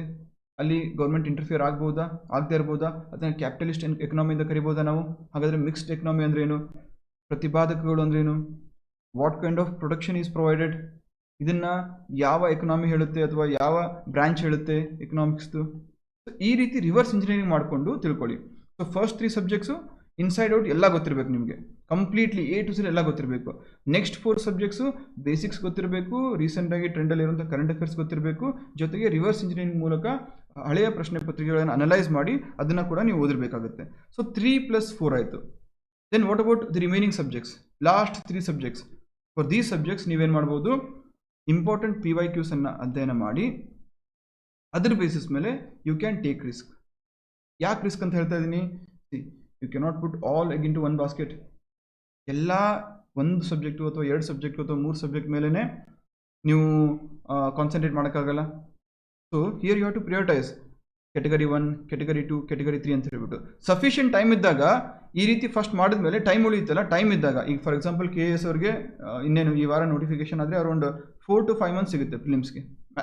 This is maximum, minimum 4 months ಆದರೂ ಸಿಗುತ್ತೆ. ಸೊ ಈ ಟೈಮಲ್ಲಿ ನೀವು ಫಸ್ಟು 3 ಸಬ್ಜೆಕ್ಟ್ಸನ್ನು ಸ್ಟ್ರಾಂಗ್ ಮಾಡಿಕೊಂಡು ಅಥವಾ 4 ಸಬ್ಜೆಕ್ಟ್ಸನ್ನು ಪಕ್ಕಾ ಮಾಡಿಕೊಂಡು ನೆಕ್ಸ್ಟ್ 4 ಸಬ್ಜೆಕ್ಟ್ ಸೆಕೆಂಡ್ ಪ್ರಯಾರಿಟಿ ಕೊಟ್ಟು ಈ ಥರ್ಡ್ ಕ್ಯಾಟಗರಿಯಲ್ಲಿ 3 ಸಬ್ಜೆಕ್ಟ್ಸ್ ಏನಿರುತ್ತಲ್ಲ ಅದನ್ನು ಒಂದು ರೌಂಡ್ ಬೇಸಿಕ್ ಮುಗಿಸ್ಕೊಂಡು PYQ ಮಾಡಿಕೊಂಡು ನೆಕ್ಸ್ಟ್ ಟೈಮ್ ಮಿಕ್ಕಿದ್ರೆ ಈ ಸೆಕೆಂಡ್ ಕ್ಯಾಟಗರಿಯಲ್ಲಿರುವಂತಹ 4 ಸಬ್ಜೆಕ್ಟ್ಸನ್ನು ಮತ್ತೆ ಸ್ಟ್ರಾಂಗ್ ಮಾಡ್ಕೊಳ್ಳಿ, ಫಸ್ಟ್ ಕ್ಯಾಟಗರಿಗೆ ತರಕ್ಕೆ ನೋಡಿ. ಸೊ ಇಲ್ಲಿ ಏನಾಗುತ್ತೆ, ನಿಮ್ಮದು ಆಬ್ವಿಯಸ್ಲಿ ಔಟ್ ಆಫ್ 100 ಕ್ವಶನ್ಸು ನಿಮ್ಮದು ಸಕ್ಸಸ್ ರೇಟು ಅಥವಾ ಅಕ್ಯುರಸಿ 70 to 80 ಇನ್ಕ್ರೀಸ್ ಆಗುತ್ತೆ. ಫೈನ್, ಅರ್ಥ ಆಯ್ತಲ್ಲ? Step by step. Fine, okay. So ಈ ರೀತಿ ಮಾಡಿ. ಸೊ ಔಟ್ಕಮ್ ಏನು ಇನ್ ಡೀಟೇಲ್ಡ್ ಆಗಿ ಇನ್ನು ಮಿಕ್ಕಿರೋ ಕ್ವಶನ್ಸಲ್ಲಿ 25 ಕ್ವಶನ್ಸನ್ನು ನಾಳೆ ಅನಲೈಸ್ ಮಾಡ್ತೀನಿ. ಅದಾದಮೇಲೆ ನಾಡಿದ್ದು ಮಿಕ್ಕಂತಹ 25 ಕ್ವಶನ್ಸು, ಅದಾದಮೇಲೆ ಆಚೆ ನಾಡಿದ್ದು ಮಿಕ್ಕಂತಹ ಆಲ್ ಕ್ವಶನ್ಸು ವೈಂಡ್ ಅಪ್ ಮಾಡಿ ಇದ್ರ ಬೇಸಿಸ್ ಮೇಲೆ ಇಂಪಾರ್ಟೆಂಟ್ ಏರಿಯಾಸನ್ನು ಲಿಸ್ಟ್ ಔಟ್ ಮಾಡ್ಕೊಳ್ಳೋಣಂತೆ. ಒಂದು ಇವತ್ತಿನ FD exam, junior account assistant exam, ಮೊನ್ನೆ ಆದಂತಹ FD ಎಕ್ಸಾಮು, ನೆಕ್ಸ್ಟು ರೀಸೆಂಟಾಗಿ ಆದಂತಹ ಯಾವುದು ಲೇಬರ್ ಇನ್ಸ್ಪೆಕ್ಟರ್ ಎಕ್ಸಾಮು. ಈ 3 ಎಕ್ಸಾಮ್ಗಳ ಆಧಾರದ ಮೇಲೆ ಇಂಪಾರ್ಟೆಂಟ್ ಏರಿಯಾಸನ್ನು ಹೈಲೈಟ್ ಮಾಡಿಕೊಂಡು ಲಿಸ್ಟ್ ಮಾಡಿಕೊಂಡು ಅದೆಲ್ಲವನ್ನು ಆ ಪಟ್ಟಿಯನ್ನು ಕೊಡ್ತೀನಿ. ಅದರ ಬೇಸಿಸ್ ಮೇಲೆ you should work. Fine. So 4 ಸಬ್ಜೆಕ್ಟ್ಸನ್ನು ಮರಿಬಾರ್ದು, ಪ್ರಯಾರಿಟೈಸ್ ಮಾಡ್ಕೊಳ್ಳಿ. ಅದಾದಮೇಲೆ ಕಾನ್ಸೆಪ್ಟ್ ಮೇಲೆ ಫೋಕಸ್ ಮಾಡಿ, try to interlink the topics. Fine. So see you tomorrow. ನಾಳೆ ಮಿಕ್ಕಂಥ ಕ್ವಶನ್ಸನ್ನು ಡಿಸ್ಕಸ್ ಮಾಡ್ತೀನಿ. ಆ್ಯಂಡ್ ಈಗ ಇನ್ನೊಂದು 5 ಮಿನಿಟ್ಸಲ್ಲಿ ನಿಮಗೆ ಇವತ್ತಿನ ಇಂಗ್ಲೀಷ್ ಕ್ವಶನ್ಸ್ ಅನಾಲಿಸಿಸ್ ಶುರು ಆಗುತ್ತೆ, ಇನ್ನೊಂದು 5-10 ಮಿನಿಟ್ಸಲ್ಲಿ. ಎಸ್, ಅದಾದಮೇಲೆ ನಾಳೆ ನಿಮಗೆ ಮಿಕ್ಕಂಥ ಕ್ವಶನ್ಸನ್ನು ಡಿಸ್ಕಸ್ ಮಾಡ್ತೀನಿ. ಏನೋ ಡೌಟ್ಸ್ ಇದೆಯಾ? Which is the best source for CA? Which is the best source for current affairs? ಒಂದು ಬೇಸಿಕ್ ನ್ಯೂಸ್ ಪೇಪರು ಡೈಲಿ ಓದಂಗಿದ್ರೆ ಹಿಂದೂ ಅಥವಾ ಪ್ರಜಾವಾಣಿ. ಕನ್ನಡ ಮೀಡಿಯಮ್ ಆಗಿದ್ದರೆ ಪ್ರಜಾವಾಣಿ, ಇಂಗ್ಲೀಷ್ ಮೀಡಿಯಮ್ ಆಗಿದ್ದರೆ ಹಿಂದೂ ಸಾಕು. ಆ್ಯಂಡ್ ಯಾವುದಾದ್ರು ಒಂದು ಮಂತ್ಲಿ ಮ್ಯಾಗ್ಝಿನ್ ಯಾವುದಾದ್ರು ಆಗಿರ್ಬೋದು. ಇಂಗ್ಲೀಷ್ ಮೀಡಿಯಮ್ ಆಗಿದ್ದರೆ any UPSC magazine is fine. Polity subject difficult ಅಂತ ಪೂಜಾ ಹೇಳ್ತಾ ಇದ್ದಾರೆ. ವೈ ಪೂಜಾ, ಯಾಕೆ ಡಿಫಿಕಲ್ಟ್ ಆಗಿದೆ? ಅರ್ಥ ಆಯ್ತಲ್ಲ ಇವತ್ತಿನ ಟಾಪಿಕ್, ಇಂಟರ್ಲಿಂಕೇಜಸ್ ಅಥವಾ ಅನಾಲಿಸಿಸ್ ಯಾವ ರೀತಿ ಮಾಡಿದೆ ಅಂತ ಹೇಳ್ಬಿಟ್ಟು. ಸೊ ನೀವೆಲ್ಲರೂ ಇದನ್ನು ಅರ್ಥ ಮಾಡ್ಕೊಳ್ಳಿ. ಕ್ವಶನ್ ಪೇಪರ್ ಅನಾಲಿಸಿಸ್ ಅಂದಾಗ ನೀವು ಮಾಡಬೇಕಾಗಿರೋದೇ ಇದು. ತಪ್ಪೆಲ್ಲಿ ಮಾಡ್ತೀರಾ? ಕ್ವಶನ್ ಪೇಪರ್ ಅನಾಲಿಸಿಸ್ ಅಂದರೆ ನೀವೆಲ್ಲ ಮಾಡುವಂತಹ ಮುಖ್ಯ ತಪ್ಪು, ಕ್ವಶನ್ ನೋಡ್ತೀರಾ, ಆನ್ಸರ್ ಮಾರ್ಕ್ ಮಾಡ್ತೀರಾ, ಮುಂದೆ ಹೊರಟ್ಬಿಡ್ತೀರಾ. ಅರ್ಥ ಆಗ್ತದಲ್ಲ? ಕ್ವಶನ್ ಪೇಪರ್ ಅನಾಲಿಸಿಸ್ ಅಂದರೆ ಕ್ವಶನ್ ತಗೊಳ್ಳಿ, ಇಲ್ಲಿ ಯಾವ್ದು ಬಂದಿದೆ ಇಂಪಾರ್ಟೆಂಟ್ ಟಾಪಿಕ್ಸನ್ನು ಚೂಸ್ ಮಾಡಿ. ಯಾವುದು? ಬಯೋಮ್ಯಾಗ್ನಿಫಿಕೇಶನ್, ಯೂಟ್ರೋಫಿಕೇಶನ್, ಸ್ನೋ ಬ್ಲೈಂಡ್ನೆಸ್ ಯಾವುದರಿಂದ ಉಂಟಾಗುತ್ತೆ? ಅಲ್ಟ್ರಾವೈಲೆಟ್ ರೇಡಿಯೇಷನ್ಸಿಂದ ಉಂಟಾಗುತ್ತೆ. ಸೊ ಓಝೋನ್ ಲೇಯರಲ್ಲಿ, ಓಝೋನ್ ಪದರದಲ್ಲಿ ಹೋಲ್ ಯಾವಾಗುತ್ತೆ? ಆ ಹೋಲಿಂದ ಅಕಸ್ಮಾತ್ ಏನಾದರೂ ನಮ್ಮ ಎನ್ವೈರ್ಮೆಂಟ್ ಅಥವಾ ನಮ್ಮ ಅಟ್ಮಾಸ್ಫಿಯರ್ ಎಂಟರ್ ಆದರೆ ಅದರಿಂದ ನಮ್ಮ ಕಣ್ಣಿಗೆ ಎಫೆಕ್ಟ್ ಆಗಿ ಒಂದು ರೀತಿ ಚರ್ಮಕ್ಕೆ ಯಾವ ರೀತಿ ಸನ್ಬರ್ನ್ ಆಗುತ್ತಲ್ಲ, ಕಣ್ಣಿಗೂ ಕೂಡ ಅದೇ ಸನ್ಬರ್ನ್ನ ಒಂದು ರೀತಿ ಇಂಪ್ಯಾಕ್ಟನ್ನು ಅಥವಾ ಒಂದು ಎಫೆಕ್ಟನ್ನು ಈ ಓಝೋನ್ ಹೋಲ್ ನೀಡುತ್ತೆ. ಅಲ್ಟ್ರಾವೈಲೆಟ್ ರೇಡಿಯೇಷನ್ಸ್ ಯಾವಾಗ ಎಂಟರ್ ಆಗುತ್ತಲ್ಲ ಅಟ್ಮಾಸ್ಫಿಯರ್ಗೆ, ಅದು ನೀಡುತ್ತೆ. ಫೈನ್. ಈ ರೀತಿ you should start interlinking. So ಇಲ್ಲೇ 4 ಕಾನ್ಸೆಪ್ಟ್ಸ್ ಬಂತು. ಏನು ಮಾಡಬೇಕು ನೆಕ್ಸ್ಟ್? ಇನ್ನೊಂದು ಬಯೋಲಾಜಿಕಲ್ ಆಕ್ಸಿಜನ್ ಡಿಮ್ಯಾಂಡ್. ಈ 4 ಕಾನ್ಸೆಪ್ಟನ್ನು ಈ ಕಾನ್ಸೆಪ್ಟ್ ಬೇಸಿಸ್ ಮೇಲೆ ಅಧ್ಯಯನ ಮಾಡಬೇಕು. ಅರ್ಥ ಆಗ್ತದಲ್ಲ? ಕ್ವಶನ್ ನೋಡೋದು, ಕ್ವಶನ್ ಇರುವಂಥ ಕಾನ್ಸೆಪ್ಟನ್ನು ಇಂಟರ್ಲಿಂಕ್ ಮಾಡೋದು. ಬರೆದಿಟ್ಕೊಳ್ಳಿ. ನೆಕ್ಸ್ಟ್ ಎಕ್ಸಾಮಲ್ಲಿ ಈ 4 ಕಾನ್ಸೆಪ್ಟ್ ಮೇಲೆ ಯಾವುದಾದ್ರು ಒಂದು ಕಾನ್ಸೆಪ್ಟ್ ಮೇಲೆ ಕ್ವಶನ್ ಬಂದೇ ಬರುತ್ತೆ. Fine. Yes, exactly. Ravi Naikar sir ಹೇಳ್ತಾ ಇದ್ದಾರೆ 25th, 100th, 50th, 75th, 100th year. For example Subhash Chandra Bose Jayanti 125th, Aurobindo ಘೋಷದು 150th ಇಯರು. ನೆಕ್ಸ್ಟು ಯಾವುದು ಉಲ್ಗುಲನ್ ಬರುತ್ತಲ್ಲ, ನಮ್ಮ ಬಿರ್ಸಾ ಮುಂಡಾ ಇವ್ರದ್ದು 2020 ಜಯಂತಿ ಆಯಿತು, 150 ಇಯರ್ಸ್ ಆಯಿತು. 1875 ಟು ಎಸ್ ಇದು ಆಯಿತು. ಅದೇ ರೀತಿ ಯಾವುದಾದ್ರೂ 125ನೇ ವರ್ಷದ ಜಯಂತಿ ಅಥವಾ 150ನೇ ವರ್ಷದ ಜಯಂತಿ ಅಥವಾ 200 ವರ್ಷದ ಜಯಂತಿ ಏನಾದರೂ ಇದ್ದರೆ ಅಂತಹ ಒಂದು ಟಾಪಿಕ್ಸನ್ನು ಲಿಸ್ಟ್ ಮಾಡ್ಕೊಳ್ಳಿ. ರೈಟ್. ಸೊ ಇದೆಲ್ಲ ಟಾಪಿಕ್ಸ್ ಲಿಸ್ಟ್ ಕೊಡ್ತೀನಂತೆ. ನಾನು ಇನ್ಫ್ಯಾಕ್ಟ್ ನವೆಂಬರ್ ಕರೆಂಟ್ ಅಫೇರ್ಸ್ ಅರ್ಧ ಮಾಡಿದ್ದೆ. ಆ ನವೆಂಬರ್ ಇನ್ನರ್ಧದಲ್ಲಿ ಈ ರೀತಿ ಒಂದು ಪಟ್ಟಿನೇ ಮಾಡಿಟ್ಟಿದ್ದೀನಂತೆ. 100th year, 150th year, 200th year. So ಆ ರೀತಿ ಕೂಡ you should start reverse engineering. Fine. ಅರ್ಥ ಆಗ್ತದಲ್ಲ? S S. ನೋಮ್ಯಾಡ್ ಅವರು ಹೇಳ್ತಾ ಇದ್ದಾರೆ ಒಬ್ಬೊಬ್ಬರಿಗೆ ಒಂದೊಂದು ಸಬ್ಜೆಕ್ಟ್ ಇಷ್ಟ ಅಂತ. ಆಬ್ವಿಯಸ್ಲಿ ಅಲ್ಲ, ಅದಕ್ಕೆ ನಿಮ್ಗೆ ಹೇಳಿದ್ದು ನಾನು, ಅದಕ್ಕೆ ಚಾಯ್ಸ್ ಕೊಟ್ಟಿದ್ದು. ಫಸ್ಟ್ ಕ್ಯಾಟಗರಿಯಲ್ಲಿ ನಿಮ್ಮ ಪ್ರಿಯಾರಿಟಿ 3ರಿಂದ 4 ಸಬ್ಜೆಕ್ಟ್ ಇರಬೇಕು. ನಿಮ್ಗೆ 3 ಆದರೆ 3 ಫೈನು, 4 ಆದರೆ 4 ಫೈನು. ನಿಮ್ಗೆ ಯಾವ ಸಬ್ಜೆಕ್ಟ್ ಕಂಫರ್ಟೇಬಲ್ ಅನ್ಸುತ್ತೋ ಅದನ್ನು ಚೂಸ್ ಮಾಡಿ. ಬಟ್ ಮೇಕ್ ಶ್ಯೂರ್ ಆ ಸಬ್ಜೆಕ್ಟ್ ಮೇಲೆ ಮ್ಯಾಕ್ಸಿಮಮ್ ನಂಬರ್ ಆಫ್ ಕ್ವಶನ್ಸನ್ನು ಇತ್ತೀಚೆಗೆ ಕೇಳ್ತಾ ಇರಬೇಕು. Correct? Okay, sure then see you tomorrow. I hope ಇವತ್ತಿನ ಕ್ಲಾಸ್ ಹೆಲ್ಪ್ ಆಯಿತು ಅನ್ಕೋತೀನಿ. ಅರ್ಥ ಆಯ್ತಲ್ಲ ಎಲ್ರಿಗೂ? ಹೆಲ್ಪ್ ಆಗಿದ್ರೆ ಒಂದು ಲೈಕ್ ಮಾಡಿ, ಸಾಧ್ಯ ಆದರೆ ನಿಮ್ಮ ಫ್ರೆಂಡ್ಸ್ ಜೊತೆ ಕೂಡ ಈ ವಿಡಿಯೋ ಶೇರ್ ಮಾಡಿ. ಸದ್ಯದಲ್ಲೇ KS ಮತ್ತು PSI 402 ಆ್ಯಂಡ್ 600ಗೆ ಫುಲ್ ಫ್ಲೆಜ್ಡ್ ಕ್ಲಾಸಸನ್ನು ಕೂಡ ಆರಂಭ ಮಾಡ್ತಾ ಇದ್ದೀವಿ. ಅದ್ಭುತ ಟೀಮ್ ರೆಡಿಯಾಗಿದೆ. ಇಂಗ್ಲೀಷ್ ಮೀಡಿಯಮು, ಕನ್ನಡ ಮೀಡಿಯಮು ಎಲ್ರಿಗೂ ಕೂಡ ನಾವು ಕ್ಲಾಸಸನ್ನು ಇನ್ನು ಸದ್ಯದಲ್ಲೇ ಇನ್ನೊಂದು ವಾರದಲ್ಲಿ ನಾವು ಅನೌನ್ಸ್ ಮಾಡ್ತಾ ಇದ್ದೀವಿ. ಫೈನ್.